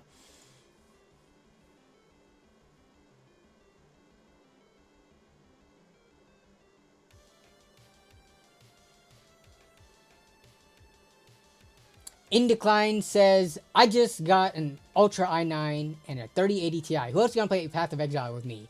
Not me, unfortunately. I tried it out for a bit. Not my cup of tea. Maybe when it becomes free, but yeah. Okay, someone mentioned the LAN Party stuff. So, if you guys didn't see, because sometimes YouTube just does not be showing my stuff for whatever reason. If you go to my channel, the latest LAN Party video is now live. So everyone has been asking for it. Fall 2024 video just uploaded this past weekend. It is live. It is a 3.5 hour video because I was done editing. I couldn't edit anymore. Usually I try to edit it down to like 2.5 hours. But it takes so much time once you get it down to like try to keep on finding stuff to pull out.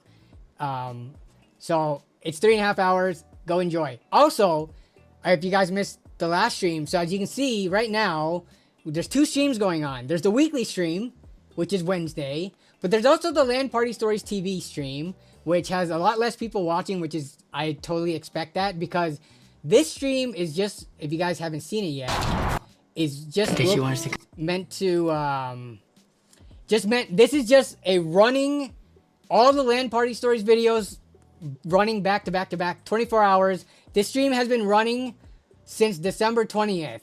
I plan to just leave this on 24/7 for people to tune into if they don't know what LAN Party video to watch, or if they just need some background noise. You cannot go in rewind. It just plays live, just like live TV. There's no rewinding, there's no pausing. I guess you could press stop, but then the video keeps going and it'll continue back on. But what I was trying to do was work on a point system to accumulate loyalty points for like, you know, doing raffles and giveaways and stuff. But man, the YouTube API or whatever you want to call it, it just sucks.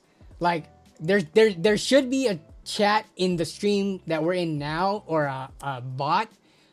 Actually, let me take a look at the point accumulation and see if you guys have been getting loyalty points for chatting today. Calvin, tactical limit. Okay, so I think it is working. Okay. I think I can show this. Give me a second. So for you guys just being in chat, let me log into this real quick.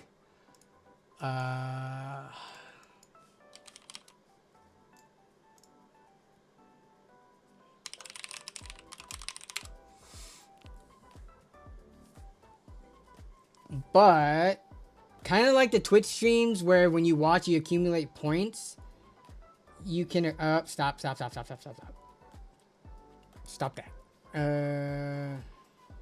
Give me 1 second.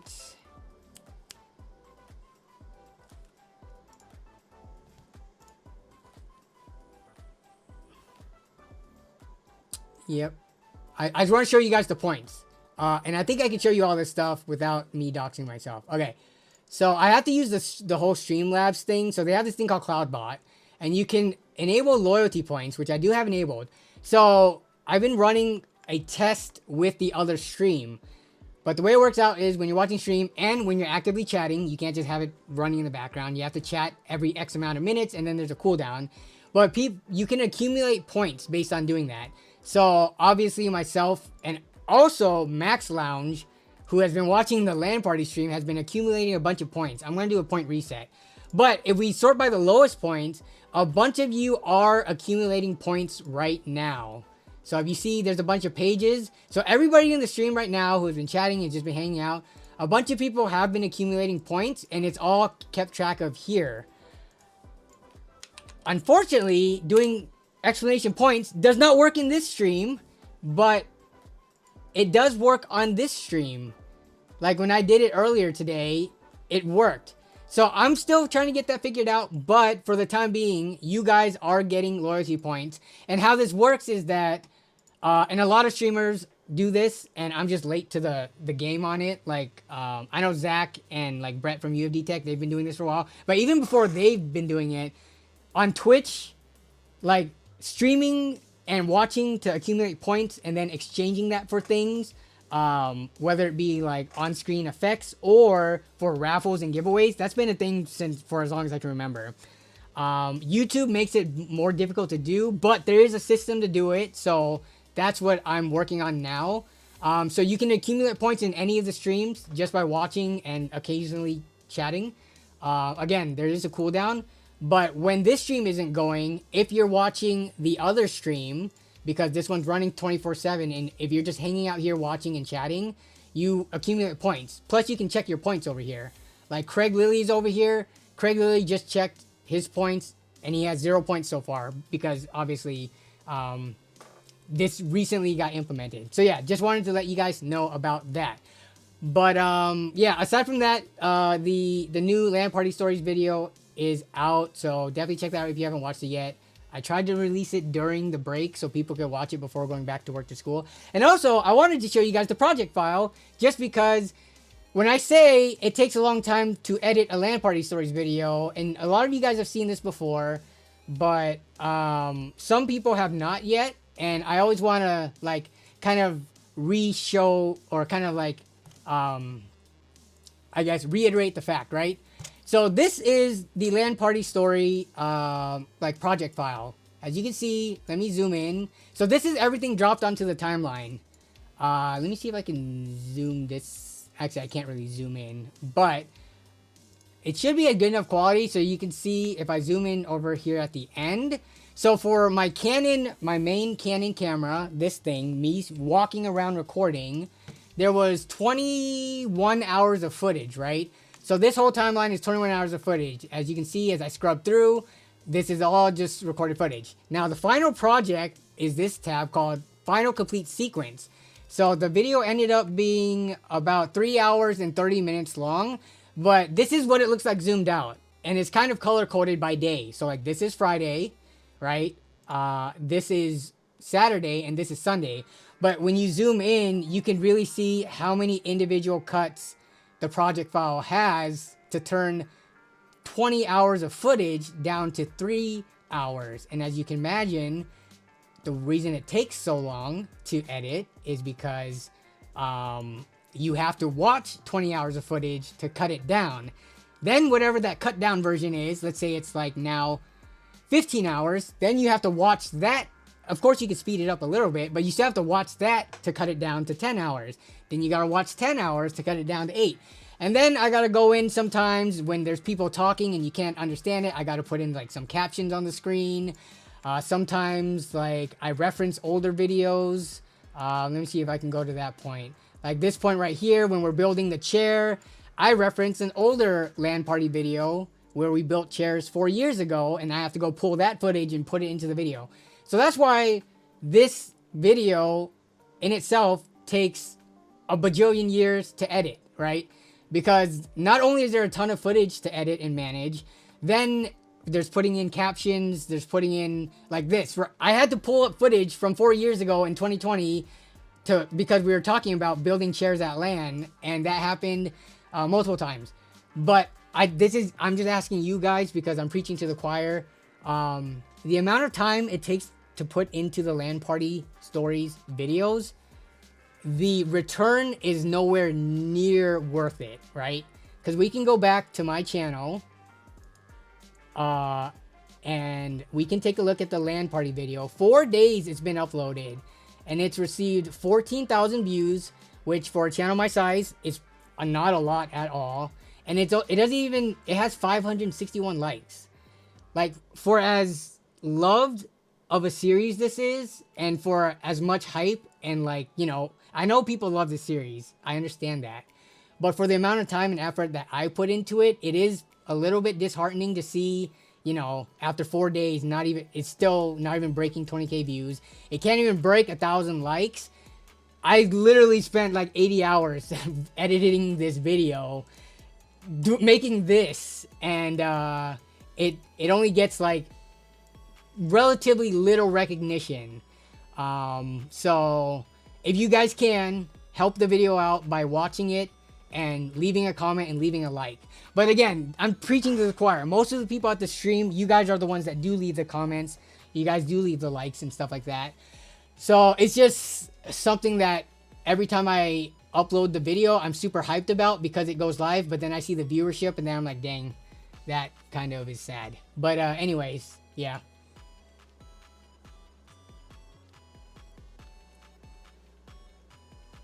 That is very low. No, I will say it right now. No other content creator, especially ones around my size or bigger, would put as much time and effort into a video like the LAN Party videos, like I do, for almost 10 years, given the viewership and returns that it gives. It doesn't make money at all monetization wise. I mean, it makes some money, but come on, think about 14K views. It's probably going to cap out at like 30 to 40K views, which is not even worth the money for YouTube AdSense. But yeah, no other channel would be doing that for 10 years straight. This is our 10th year of LAN. Once we finish out 2025, we will have had 10 years of LAN Party Stories videos. And most channels would have cut off the series well before that. Like, no one would waste their time not only capturing it, but then editing it for such little returns. So yeah. You think, yeah, see, the thing is, I don't want to put it behind member paywalls because then you start alienating people who can't afford it, but are still true supporters of it. So, like, yeah, I could put it behind a paywall and make it a membership only video, but I don't think I don't want to do that. Let's say that. Not only will the viewership be even worse at that point, but it also makes it so that people who really do love and support the series, but can't pay the amount, then they can't enjoy it. So, yeah. What up? We got Mod Kevin Go in the house. Long time no chat. Long time no see. I'm not going to say welcome back because I don't know what the situation is, but good to see you in the chat, Kevin. They will pop off in 20 years when people look back in time. Well, so the good thing about the series is that even if they got 0 views, me and my friends will cherish them. And for sure, for us, in 10, 20 years, I'm going to be so glad that I did them. But in terms of the viewership of the YouTube side of things, definitely, I hope they do pop off in the future. It's been 10 years and that has not happened yet. So we'll see. Maybe in the next 10 years. You should do a 10th year anniversary LAN video at the person's house who first hosted. We do have plans for a 10-year anniversary, which it'll be celebrated at the second LAN this year. So, because at the end of the year 2025 LAN, or the fall LAN, it will be wrapping up 10 years of LAN Party Stories. And we do have special things planned. I don't want to reveal it, but I will say that is a good idea, Beans. That is a good idea. Do it because you enjoy it. Don't force yourself to do it if you don't. Yeah, for sure. Yeah, I wouldn't have kept doing it if I did not enjoy it or didn't want to do it. It's just the YouTube fact on top of it. It sucks seeing the viewership and likes and comments and stuff be so low. But at the end of the day, long term, I'm going to be so glad I did this. I mean, think about this LAN Party book that people are talking about, right? You think back in the day, how many people do you think exist out there that's right now in 2025 are kicking themselves in the butt saying, man, I wish I took more pictures of me gaming and me doing LAN parties back in, the early 2000s and in the 90s. Pretty much everybody probably, right? So documenting things like this, like the hobbies that you're interested in, the memories and friendships and things like that, I don't think there will ever be a negative side to doing that. But yeah, I just wanted to mention the YouTube side of things because it's not like it exists. Regardless of how I feel about the series and me making it, regardless of the outcomes and the results, it's still, whenever it exists and you see it, and there's no way that you can't see it because it's staring at you on your front page and in your YouTube creator, your panel, it's just a little bit disheartening to see. Yeah. And if you're a content creator, you could, and your personal geek saying facts, because he is a content creator, right? Every content creator, whenever they make videos, usually they make things to the best of their ability. Like, no one ever puts out a video and just says like, oh yeah, that's a crappy video. I mean, sometimes people do that, but for the most part, everything that a content creator creates and decides to put out, usually they view that as something that's worthwhile and they put their heart and soul and effort into it. And when it comes back not with good results in terms of viewership and engagement, it does hurt and it stings. And if you're a content creator, you definitely know how that feels because it happens to everybody.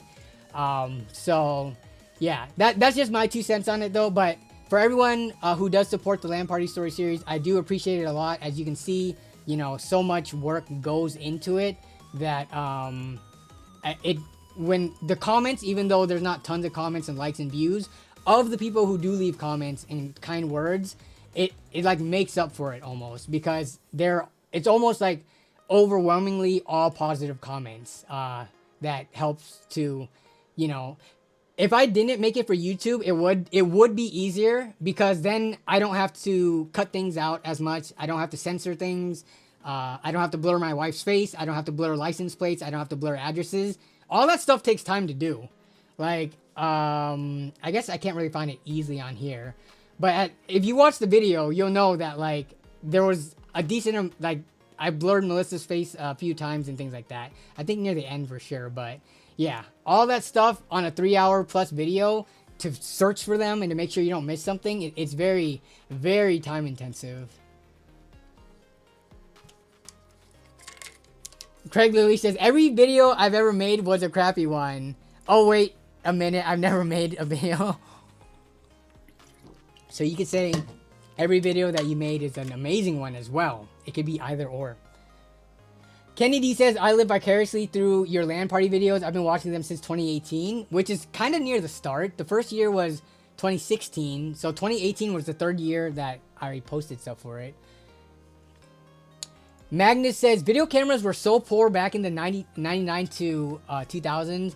Unless you were paying 5x for the camera than the computer, yeah. I mean, the further back you go, the more expensive it was to document / even take pictures. Because even point and shoot cameras, like your average teenager probably wouldn't have one of those. I just make all my videos crappy, so there's no expectations, lol.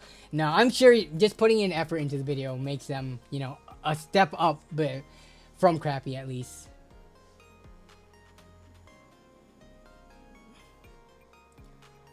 Let's see. Oh, I missed a bunch of chat. For our college computer repair course, me and my friends made a video DVD for the whole class. I occasionally watch it. Brings back some good memories, for sure. And any old stuff, it's good to document and watch, which is easier to do nowadays, right? Because this thing right here, this thing can take such high quality pictures and videos than ever before. So the only thing now is like storage space. Do you have enough storage space to store all these videos that right now is like, who cares about it? But in 10, 20 years times, you would start caring about.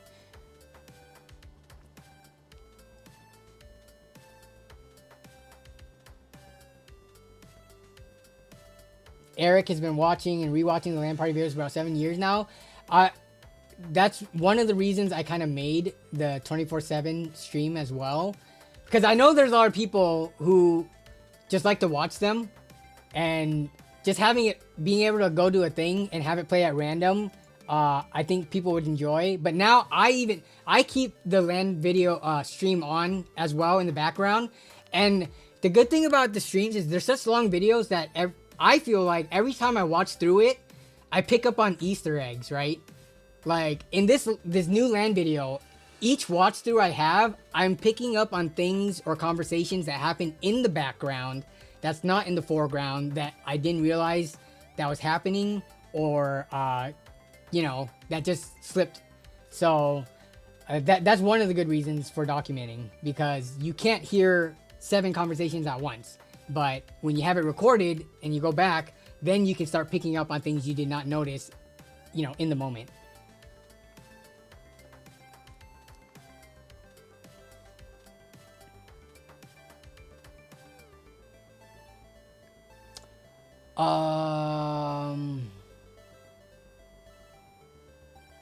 Kenny D says Max Lounge 2 says, it's surprising LAN parties aren't popular within our age group. With insane Wi-Fi speeds nowadays, you think more people would hop on the opportunity to LAN with their friends. I think the issue is location. It's easier to LAN when you're younger, because your friends are probably your high school friends, and you guys would typically live in the same city, right? And the same town, or at least within the same state. But yeah, once you start reaching college age, that's when you start moving away out of state. Some people move out of the country for things like college or work. And then after college and well beyond, even if you're in the same area, you just have other priorities in life. So I'm fortunate that, again, my friend group, you know, we're in our 30s. We still live near each other, and we value the LAN parties enough to make time to come together to do them. Because there's plenty of people that I've heard of in the chats and stuff like that. People tell me all the time, like, you're so lucky because none of my friends want to get together to LAN. You don't have to have like a 10+ person LAN party. You just need 2 people to have a LAN party. You can have a 2-person LAN. You could play Valheim or something and have a great time over the course of a weekend. People can have 3-4 people LANs, and that's a really good time. Our LAN parties before my YouTube channel, before I documented them, they started as 3, 4, 5 people LANs. Even the first LAN party stories was what, 6 people?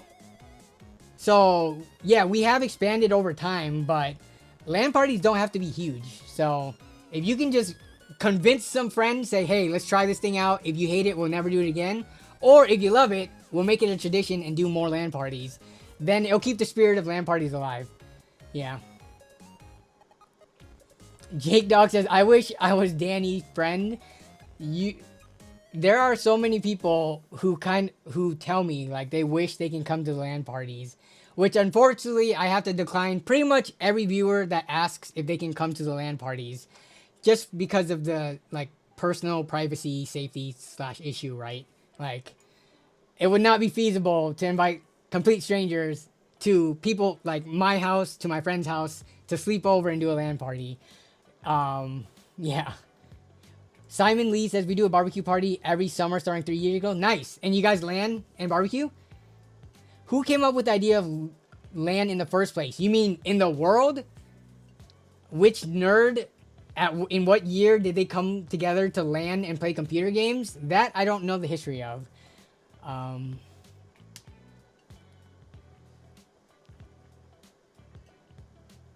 We do party games just today, though, sadly. Oh, party games. Okay.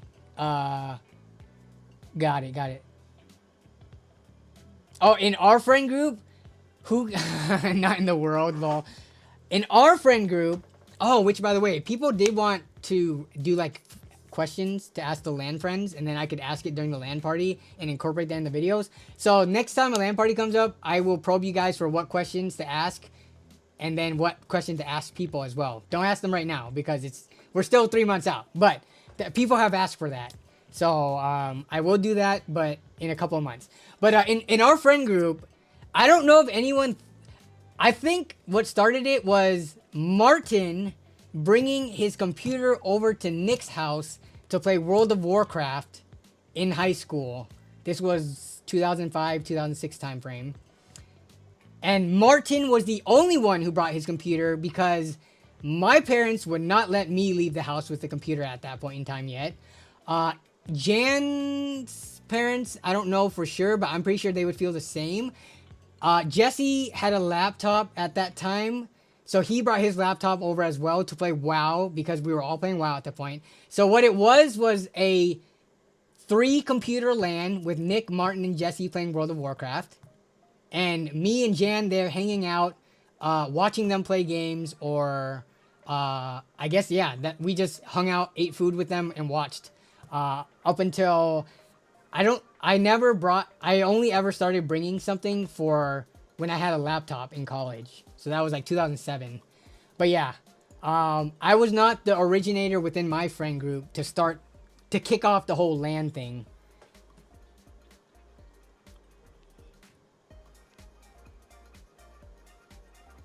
You guys play Exploding Kittens, Pummel Party, Mario Party. Got it.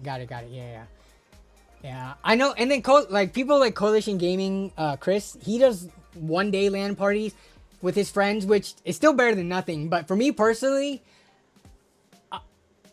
I think it's too much work and effort to take apart your setup, to bring your computer and everything, to set up the space to do a 1-day LAN.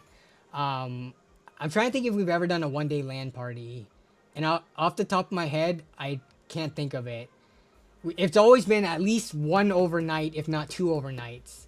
I could be wrong. Maybe back in high school, we might have only met up on the Saturday, but if it was, we would have come like Saturday morning or something.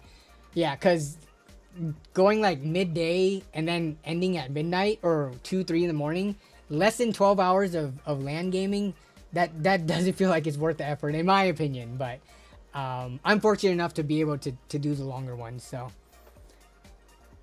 just have a PC at every house you LAN at. I mean, nowadays I could probably do that, but yeah. Do you manage to have a lot of leftovers? Yeah, we always have leftovers.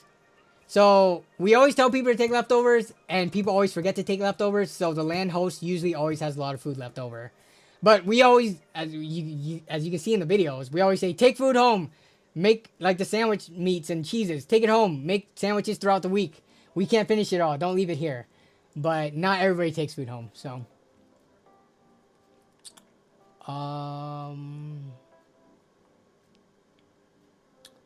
let's see.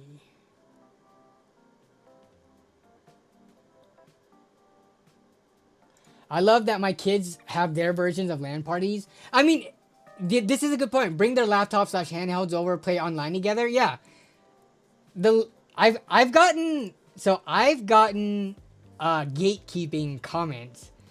People have commented because since the start of the series, we have played LAN games, but the majority of games that we play are games over the internet because nowadays, companies are not incorporating LAN gameplay into their games. They're just doing online play.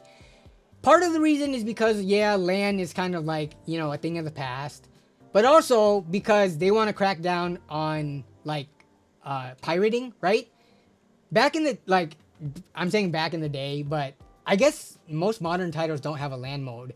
But pirated games, if they had a LAN mode, it was super easy to have everybody pirate the game and then play on LAN. That's pretty much what we do for Warcraft 3, right? Because it's such an old game. But when you take out the LAN mode, it makes it so that you have to buy the game to play multiplayer mode, if that makes sense. So the developers and companies, they've wised up to the fact that if people want to play multiplayer together and online together, they have to, because even when they had LAN modes, you could do an online, like a virtual LAN. There are programs and websites out there where you can set up a virtual online network that's almost the equivalent of a LAN, so that you could play LAN modes in games over the internet. So you can still play pirated games with each other. So, yeah, people have left gatekeeping comments saying, you guys aren't even LANing. You're playing games online.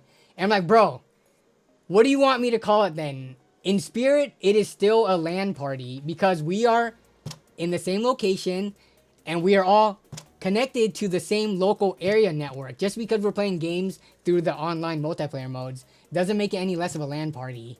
And I'm not going to call it online gaming party in the same house. That doesn't have the same ring to it. It doesn't roll off the tongue. It's called LAN parties. Stop being an elitist and gatekeeper and just, you know, accept it.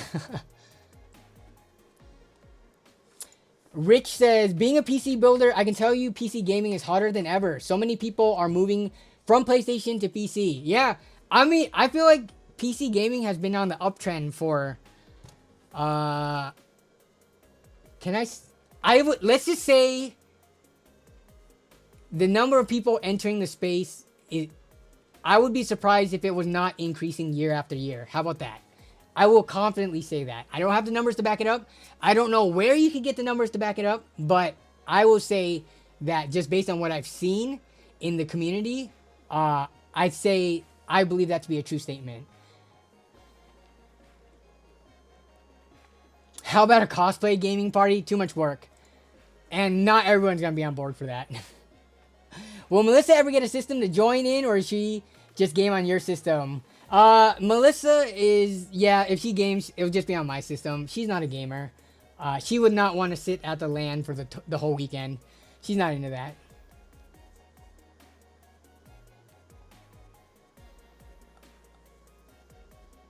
What happened at that one LAN at Jesse's house where a different party merged with your party? Oh, that was just his wife's family because there was a Pacquiao fight that night. You know, every time Pacquiao fights, all the Filipinos get together and watch it. And then they hopped over to our party. So it was like a boxing viewing party turned into a house party. That was just it. And then Jan went to the hospital because he was having panic attacks. I'm laughing at it because the event happened and he came out okay. But at the time, it was kind of scary.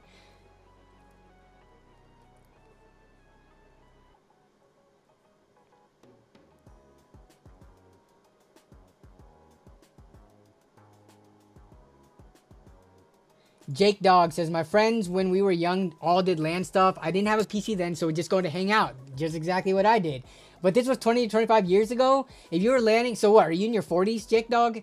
If I had to guess, assuming if you land in, like, high school, and that was 20 to 25 years ago, you're either in your late 30s or in your 40s. But, so you are not one of the oldest, but on the older side in the chat.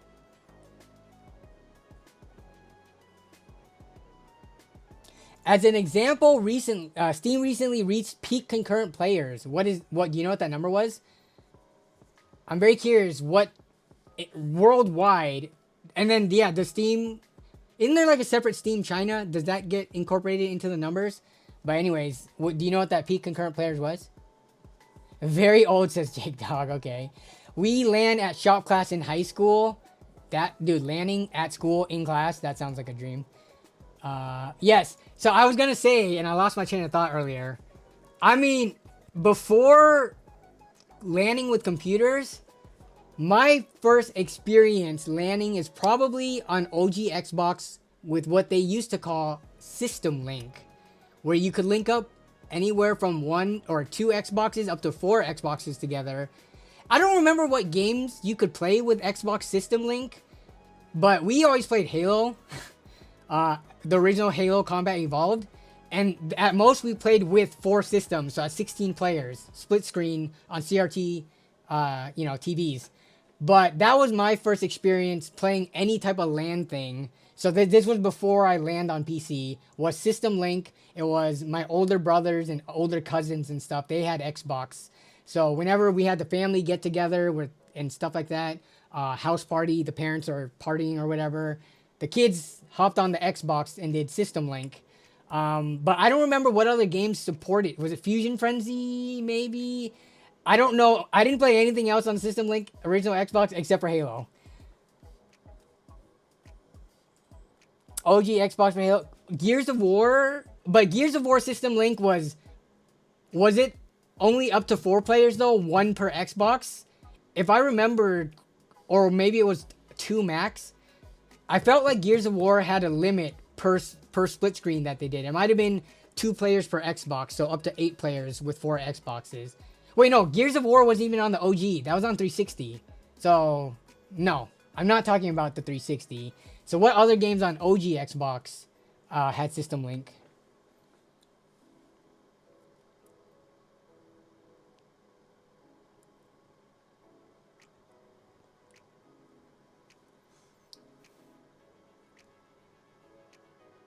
It was Duke Nukem 3D.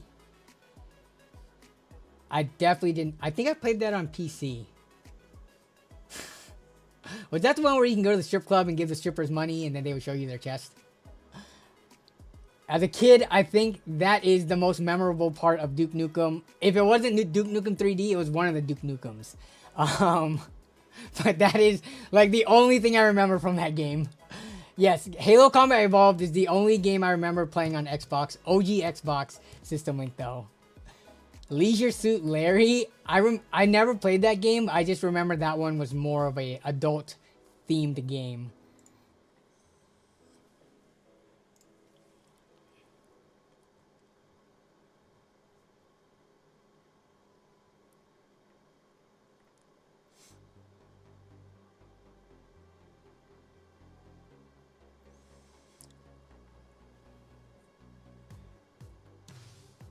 Duke Nukem add online multiplayer. It was called TeenNet. Yeah, that is over my head. I do not know what that is. Okay, Steam player max concurrent count. Let's see if we can find this. All-time record for Steam was set in 2024. 38.3 million. And then back in 2023 was 33 million. 2022, wow, that's, you just look at these trends. March 2024 was over 34 million. So yeah, it's just on the uptrend.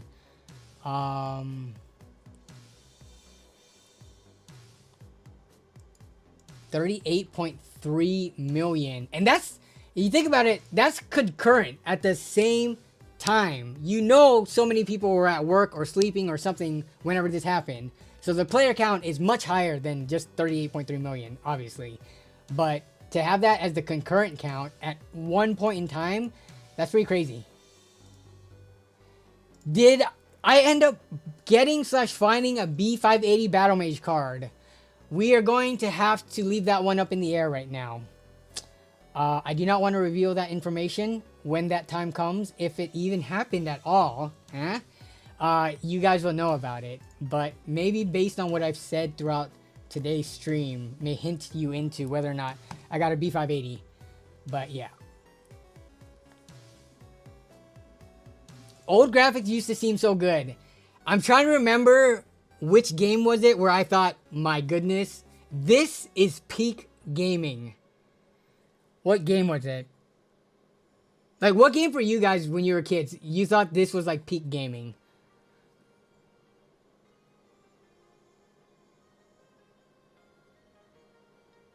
Peak graphics, not peak gaming, sorry. Honestly, funny enough, it must have been something on N64. Going to the 3D graphics. N64 or PS1. I don't know if I believed Final Fantasy VII to be peak graphics.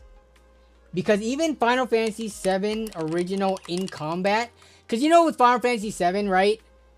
There was the two different styles of graphics. Like when you were in combat, you had the better graphics, but when you were running out around in the world, you got like the super polygonal model, right? So like when you were doing the world map or like in towns and stuff, you got this model.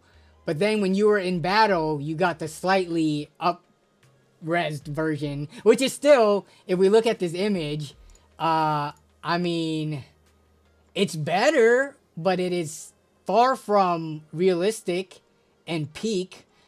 But I can't remember what games, but I did have that moment where I thought, wow, this looks so realistic. And it was on the PS1 or N64. Because those, I forgot what years those came out, but they were competing against each other. Psyops, GoldenEye, dude, GoldenEye, my goodness. I think, so, for the PlayStation 1, I don't remember what our first, what was our first game? Crash Bandicoot, maybe? But Final Fantasy soon followed.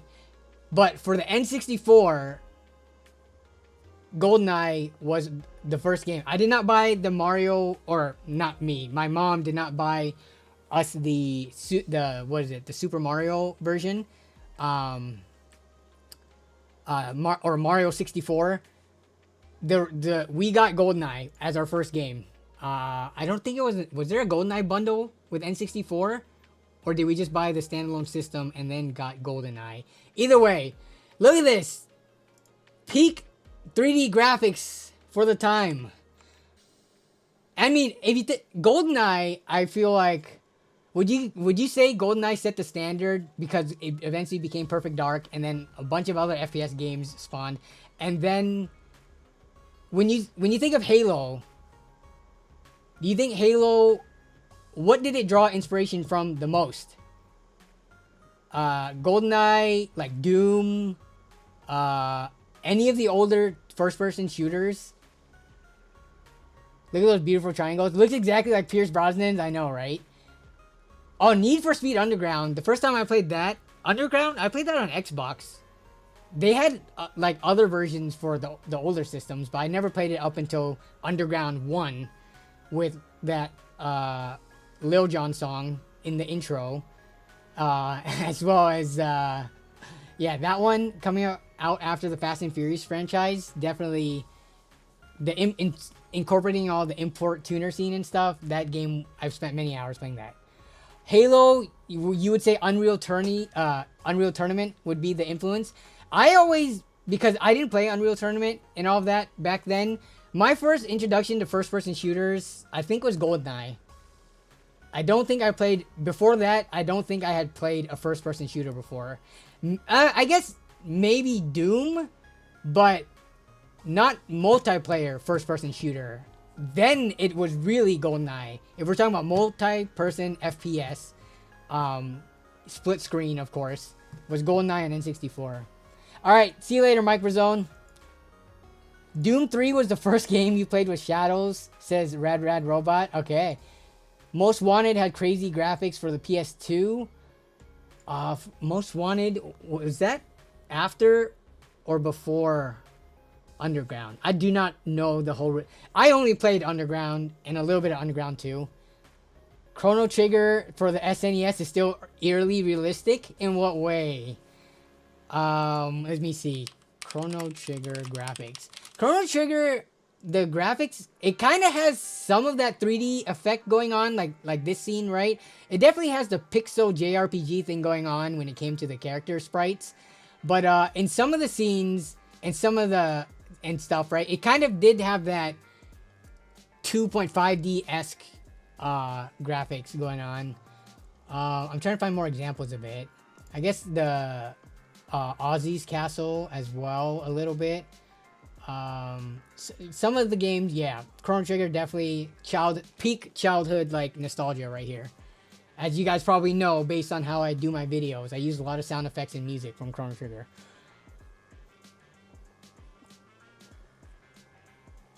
Unreal Tournament, yeah, so Unreal Tournament definitely did. GoldenEye didn't have jumping, did it? Whereas Unreal does. Yeah, GoldenEye was for me, GoldenEye, Halo was the next. Okay, no, Perfect Dark was the next step up from GoldenEye. But then after that, it was Halo when it comes to FPSs. Because again, remember, even though I started PC gaming, I was not into PC FPSs. I was into RTSs like Warcrafts, Starcrafts, and then WoW. So Counter-Strike and Battlefield were around the same time. Yes, they definitely were. Yeah, I was not into the old school. I'm still not into Counter-Strike. Which is why I'm so bad at Counter-Strike and Valorant in games like that, where you have to stop to shoot. I'm used to the games like GoldenEye, Halo, things like that, where you can run and shoot at the same time. Which is why my brain explodes when I have to do Valorant or Counter-Strike, because your aim just sucks when you're moving. Were you ever... Oh, I was into Call of Duty, but I started with Modern Warfare. So that's 2007. Modern Warfare on the PC was like when I first got into Call of Duty. And I played the crap out of that. I'm sad that when they made the Modern Warfare remake, not the Modern Warfare, because now there's a Modern Warfare that's not the Modern Warfare 2007 remake. I'm sad it did not take off more, given how hype the original Modern Warfare, Call of Duty 4, as you would call it back then, how popular that was. Halo will always be fave FPS. Yeah, I think for me, same here. Halo definitely. That's why I still like Halo Infinite now. I think Halo plays very well. It plays nicely. It may not be the most competitive, most sweaty shooter, but for a comfort shooter that I could just hop into whenever and not feel like I'm just getting completely creamed by competition, I do like Halo Infinite.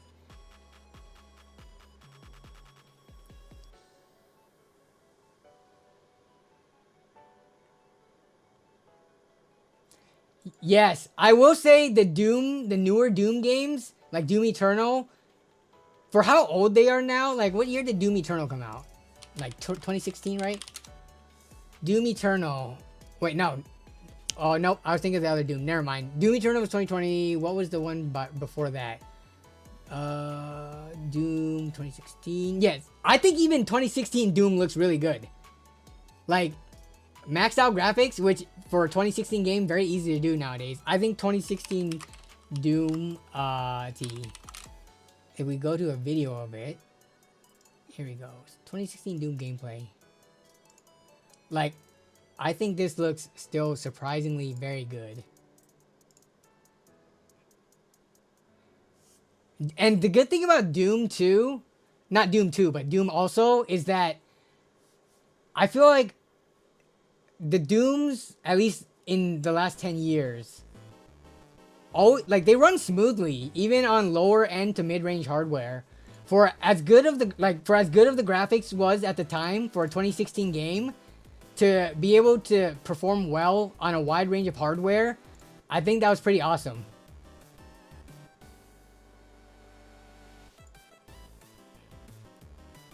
Will we see a Texas LAN again?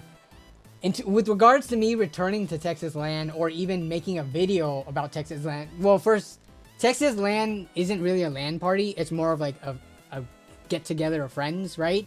As you could see from the Texas LAN video, the amount of LANing that happened was not that much. The videos are reflective of how much LANing there was. So, but they call it DrebblerCon. But in terms of if I will ever return to it, I am invited back every year, but depending on real life circumstances, on a number of different things, right? Determine whether or not I will go back. But definitely this year was not going to happen, and I don't know if next year will either. So it might be a while until I go back to Texas LAN, but I don't think the answer isn't no. Like, I will never go back to Texas LAN or DrebblerCon, but I don't know in the near future when that would be. And I can't give details as to all of the reason why, but there are reasons why.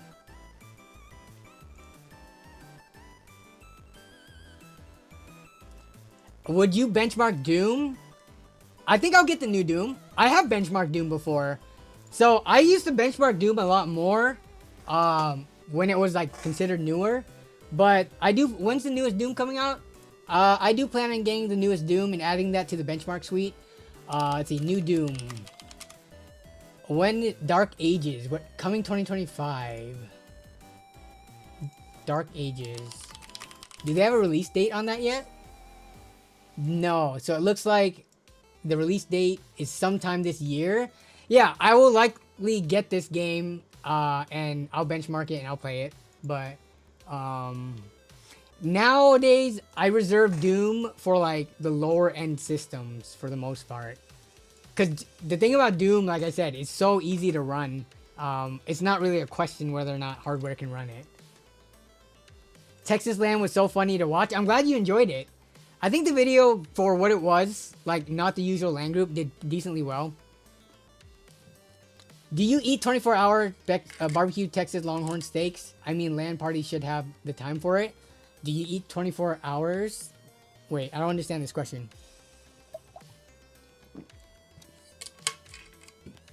Do I eat 24 hours of this food? We ate a lot of Whataburger down in Texas.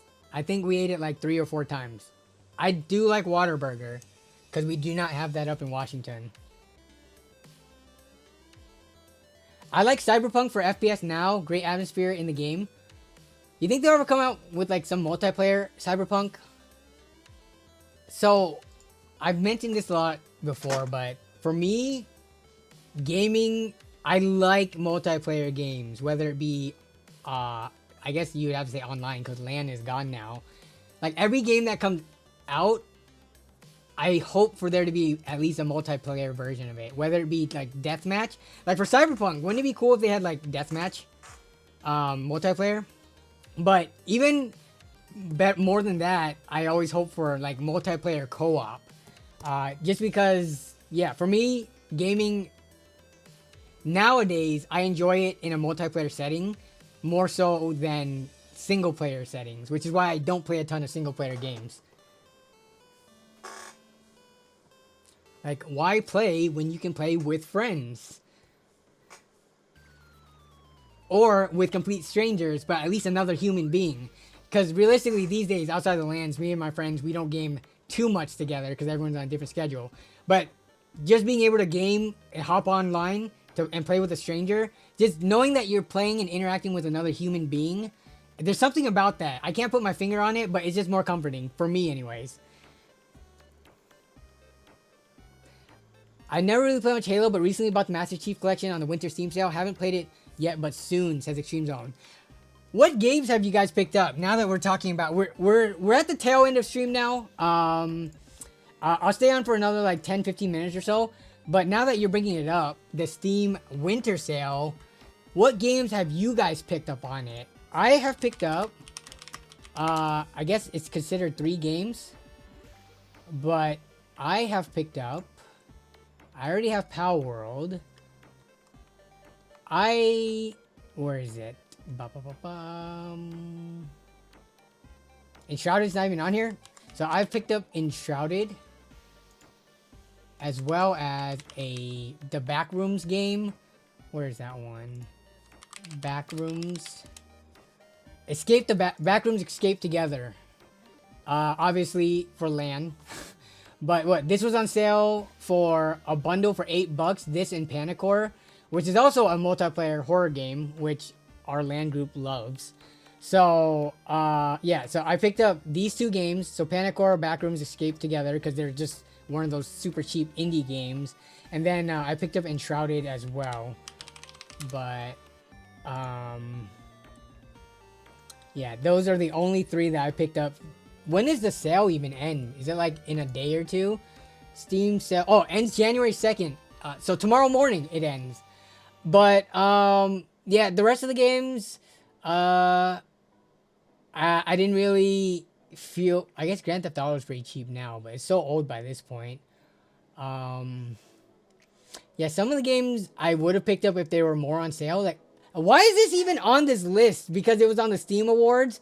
But in terms of including it at all in the winter sale, I guess it won the Steam Awards. But yeah, like some of these games like Wukong, it's not even on sale at all.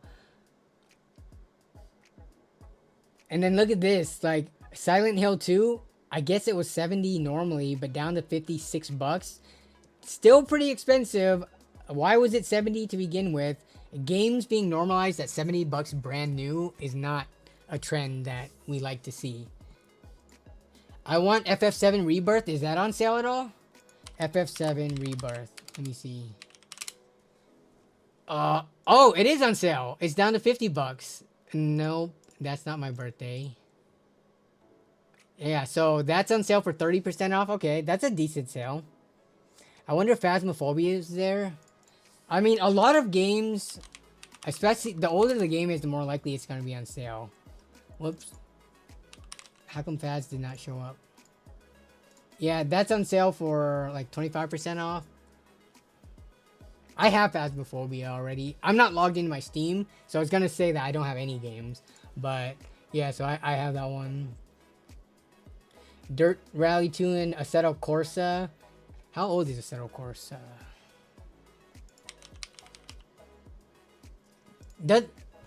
So this was 2014. Is this a live service game though that now has much better graphics than it did in 2014? I forget which channel still benchmarks this, but doesn't Gamers Nexus or Hardware Unbox still benchmark Assetto Corsa, or do they benchmark a newer version of the game? I'm not super into driving sims and like racing games and stuff. It's live service, so is this the version that is it Hardware Unboxed that still benchmarks? Because if it's live service, that means they probably updated the graphics in the last 10 years and stuff, right? Which keeps it more relevant for benchmarking.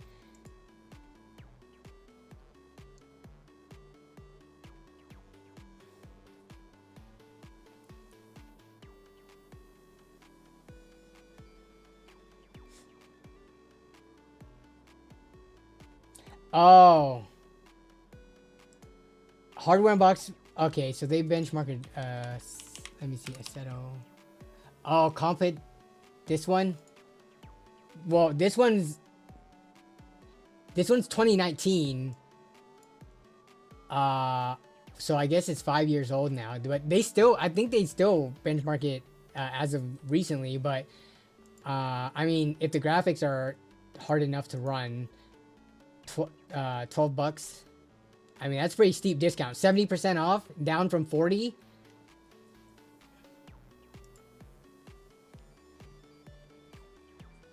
Arkham Collection, yeah. I don't think... What was the first Arkham game? I played that a while ago, but aside from that, I've not played the Batman games. You're right, 6 years old. Well, 5.5, because this is halfway through the year about. But you're right. It's 2025 now. Time to stop accidentally writing 2024 on stuff. It has a very active community, both games with HUD modding supported. HUD or Hub? HUD? Support on the older Assetto Corsa. It is about time for dinner, Antutech. You are correct. We are eating some braised pork and eggs tonight. Huge modding. Got it. Huge modding, not hug. But yeah, in terms of the sale, I was thinking about picking up God of War. Also, I was thinking about picking up some of the Assassin's Creed games because, let's see. Because some of them are really cheap, like Valhalla, which I do enjoy, is $15. But I already have it on the Ubisoft. I wish I could have everything on Steam so that when I do my benchmarks, I don't have to launch, like, I gotta launch Epic Launcher, I gotta launch Battle.net Launcher, I gotta launch Steam, separately, of course, like when I'm testing the game, not all at the same time. And then I gotta launch Ubisoft's for Assassin's Creed. I wish I had every version of every game on Steam so that I could just keep it all in the Steam library, which is easily transferable from computer to computer and not across 4 different launchers. Because Epic Games, I wish Fortnite was on Steam. They will never do that though, because that Fortnite is the cash cow that keeps the Epic launcher alive. But it is so annoying to have a separate launcher and log in every single time on when I do a new PC.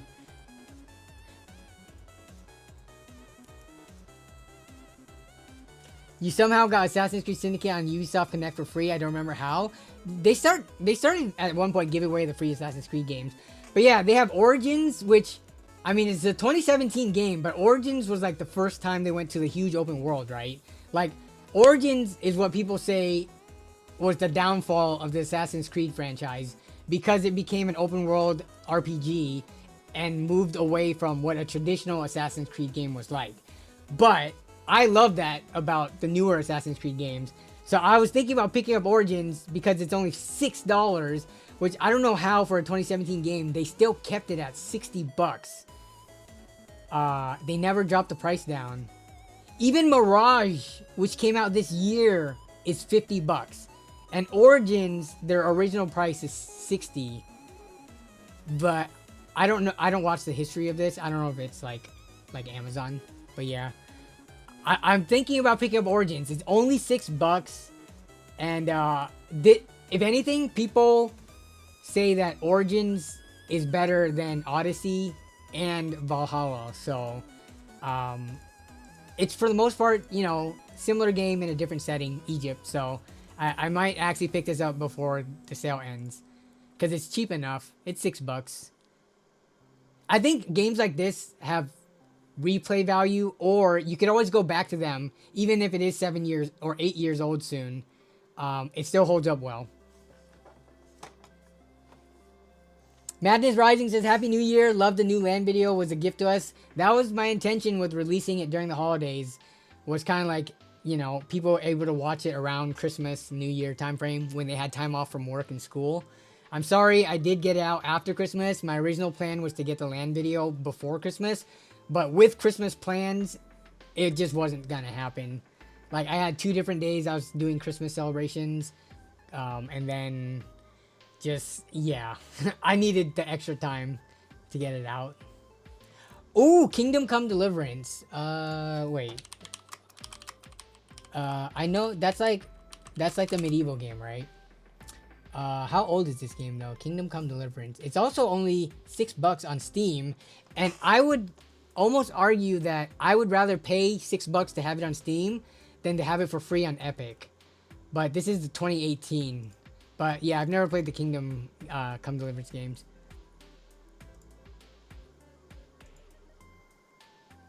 It is free on Epic, so there's no reason for me not to grab it, which I will grab. There's a new Epic. Look, there's a new update. Huh.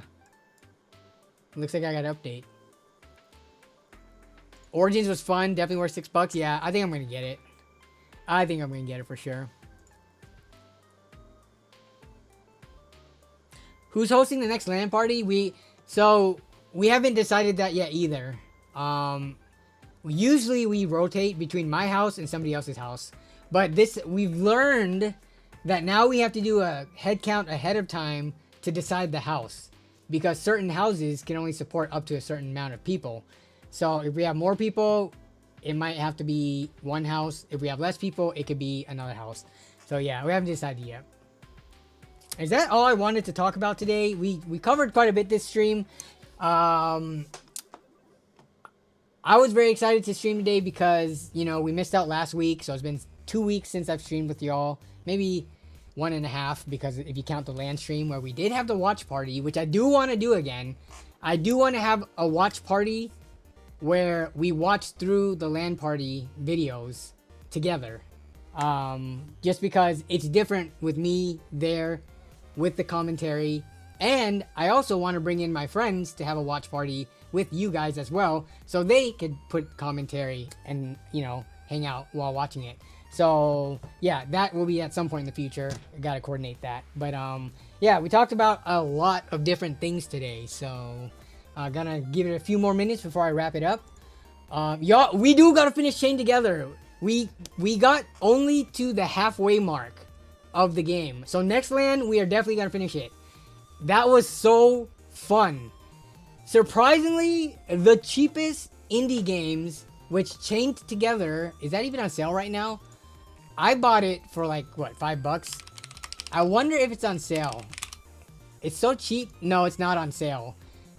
But my goodness, the amount of fun and value we got out of a $5 game, it well worth it.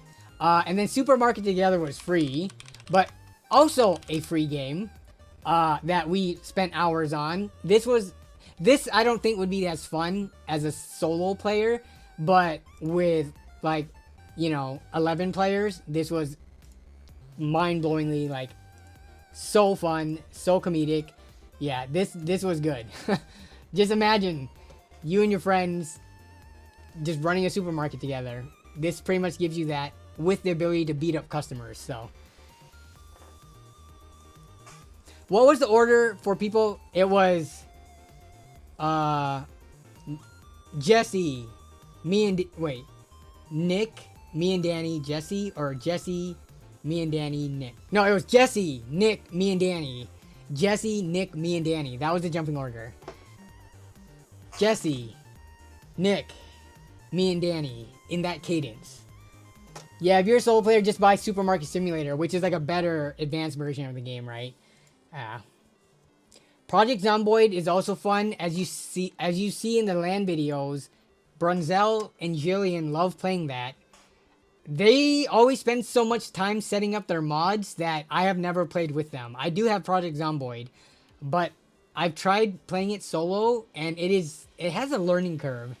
So I definitely need to learn and jump into a game with them one of these LANs. Can I buy you a PC? No, unfortunately not. Can this bot work, please? Like, the bot just doesn't want to work on this stream? Cool. I guess I just got to do it on the other stream. It doesn't work. None of my bots are working tonight. None of the stream bots have been working in the chat at all. Not even once. No bots in the stream. So there's something about the 24/7 stream that's messing with it. I need to get that figured out, because you know, the bots are useful. The bots use their PTO. Yeah, they're on break from the New Year's and stuff. What's the sequel going to be called? Chain Ganged Together? Yeah. But yeah, surprisingly fun game. Supermarket, I guess Supermarket Together is free, so there's no Steam sale. Can I recommend a GPU for a Ryzen 2200G and 24 gigs of RAM? Ooh, you're talking like borderline first gen Ryzen 3 performance. So with that RX 580, that is the go-to answer when you're talking about old entry-level hardware. What graphics card should I throw with this parts that's like 7-8 years old, that's entry-level? RX 580. RX 480, RX 580, RX 570. Whatever you can find a good price on, those cards pair well with those generation of parts. And they're cheap. They are dirt cheap in the used market. You're talking sub $50. Hopefully cheaper if you can find a good deal. Yep, for sure. Thanks for the kind words, Jake Dog. Yeah, hopefully, probably not 500K this year, but hopefully as much growth as possible. What portable monitors did you guys use during the LAN video? I don't know what Jesse's LAN monitor is, but I have a portable monitor back there, which is a Pixio 15-inch. I don't know. The Pixio, I think, only has one portable monitor. And then the one that I have sitting in front of me right now, which is a Lepau one that's not, they don't make it anymore. A lot of these portable monitors, after a year or two, they get phased out and the Amazon listings go like dead, and then the new versions come out. But it's a Lepau brand one, Lepow. Just type in Lepau 15-inch portable USB monitor and one will pop up for like 70 or 80 bucks. Nothing special about them, at least mine. Jesse's was a 17-inch. His might be high refresh rate, maybe, but mine is literally just a third monitor just for a display. 60 hertz, no specialties. Try this game, Getting Over It. Very frustrating.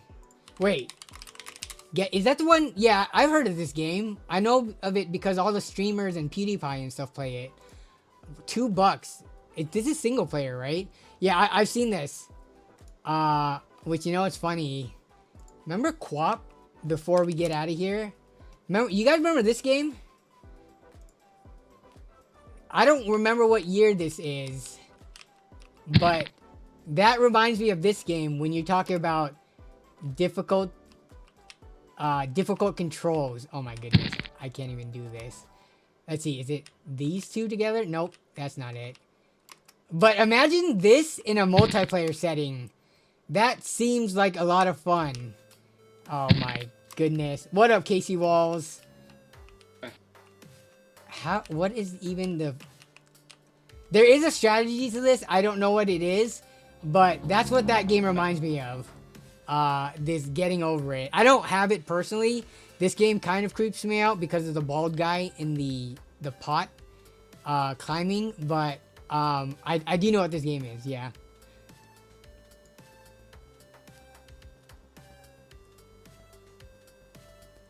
I know, haven't seen you for a while, Casey. It's been good. You know, had a good holiday break, which is now over now that we're in the new year. LAN Party video released. Had the LAN Party 24/7 stream launch. And yeah, just chilling for the most part, but streams as lively as it has ever been. I think today we peaked near like 180, 190. So yeah, everything is going well. Hope everything is going good on your end. AliExpress purchases include this 5700 X3D along with a handled case, which I didn't show, but I could pull it up. Where is it? I waited like a month. Ouch! I just stubbed my toe. Ouch, that hurt. But you know how it is when you buy these AliExpress cases. They come like fully wrapped up. Like sometimes you can't even see the box. Whoops. But there is a handled case in here for some future video or build.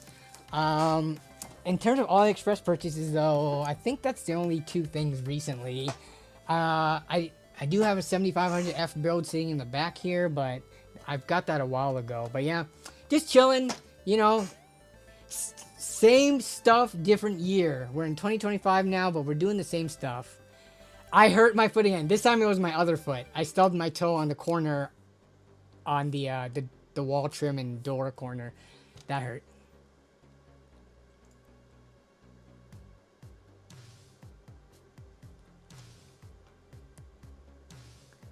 You stayed away from electronics for 2 months, focused on mental health and being a better dad. Do what you gotta do.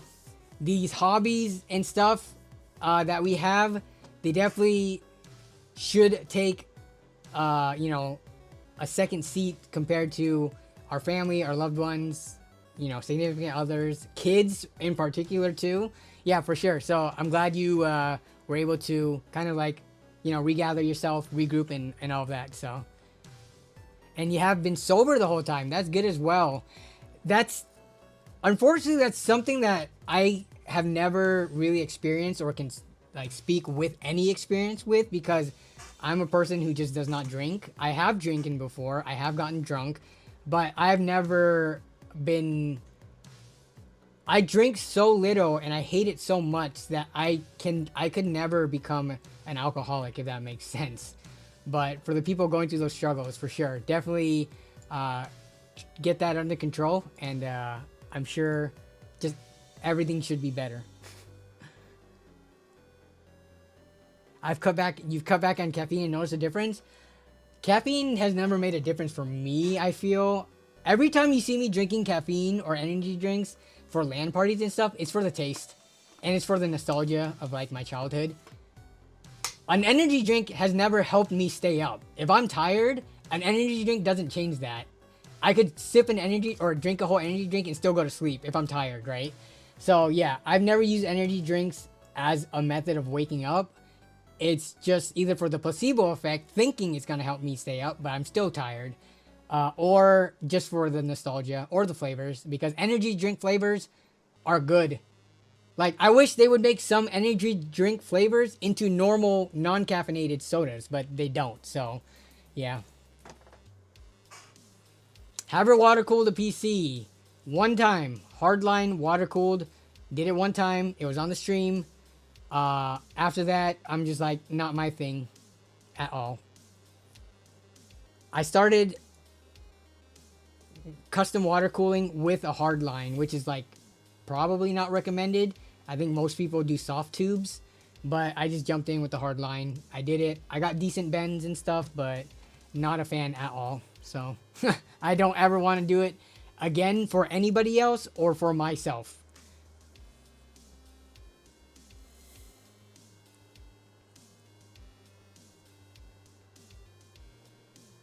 Yeah, yeah.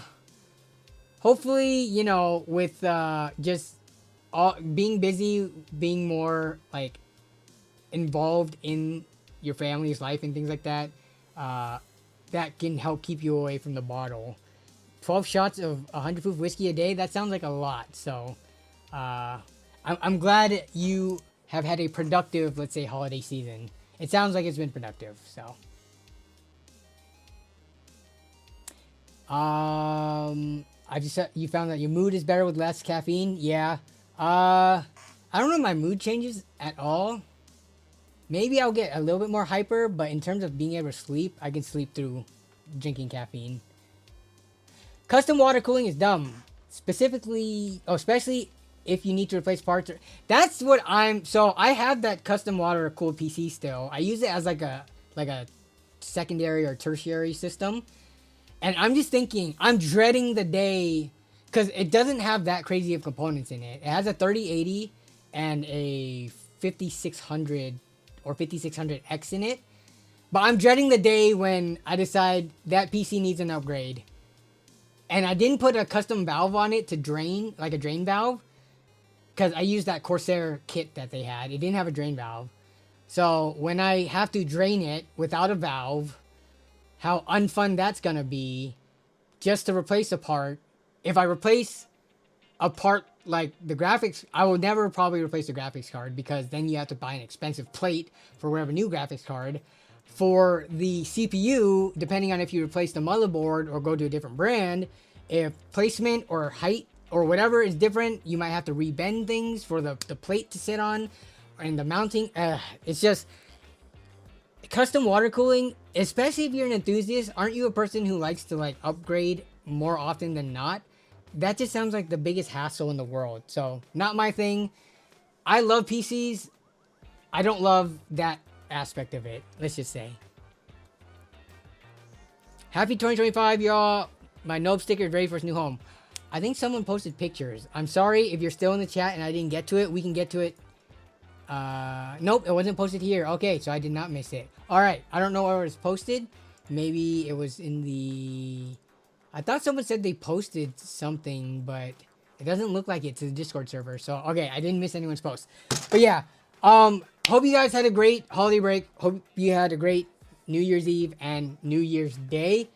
We are back on normal schedule, stream every single week. We just missed last week, but next week is going to be juicy. It will be second day of CES. So hopefully there's a lot of things to talk about. Bring stuff that you guys want to talk about that you see from CES. We'll pull it up during the stream. We'll watch it. We'll talk about it. All that good stuff. But other than that, I hope you guys are ready to go back to school and work or whatever the heck obligations after this break. But I'm going to go have some dinner. Hope you guys have a great rest of the day. Have a great night and have a great rest of your week. I'll see y'all next week. Bye-bye.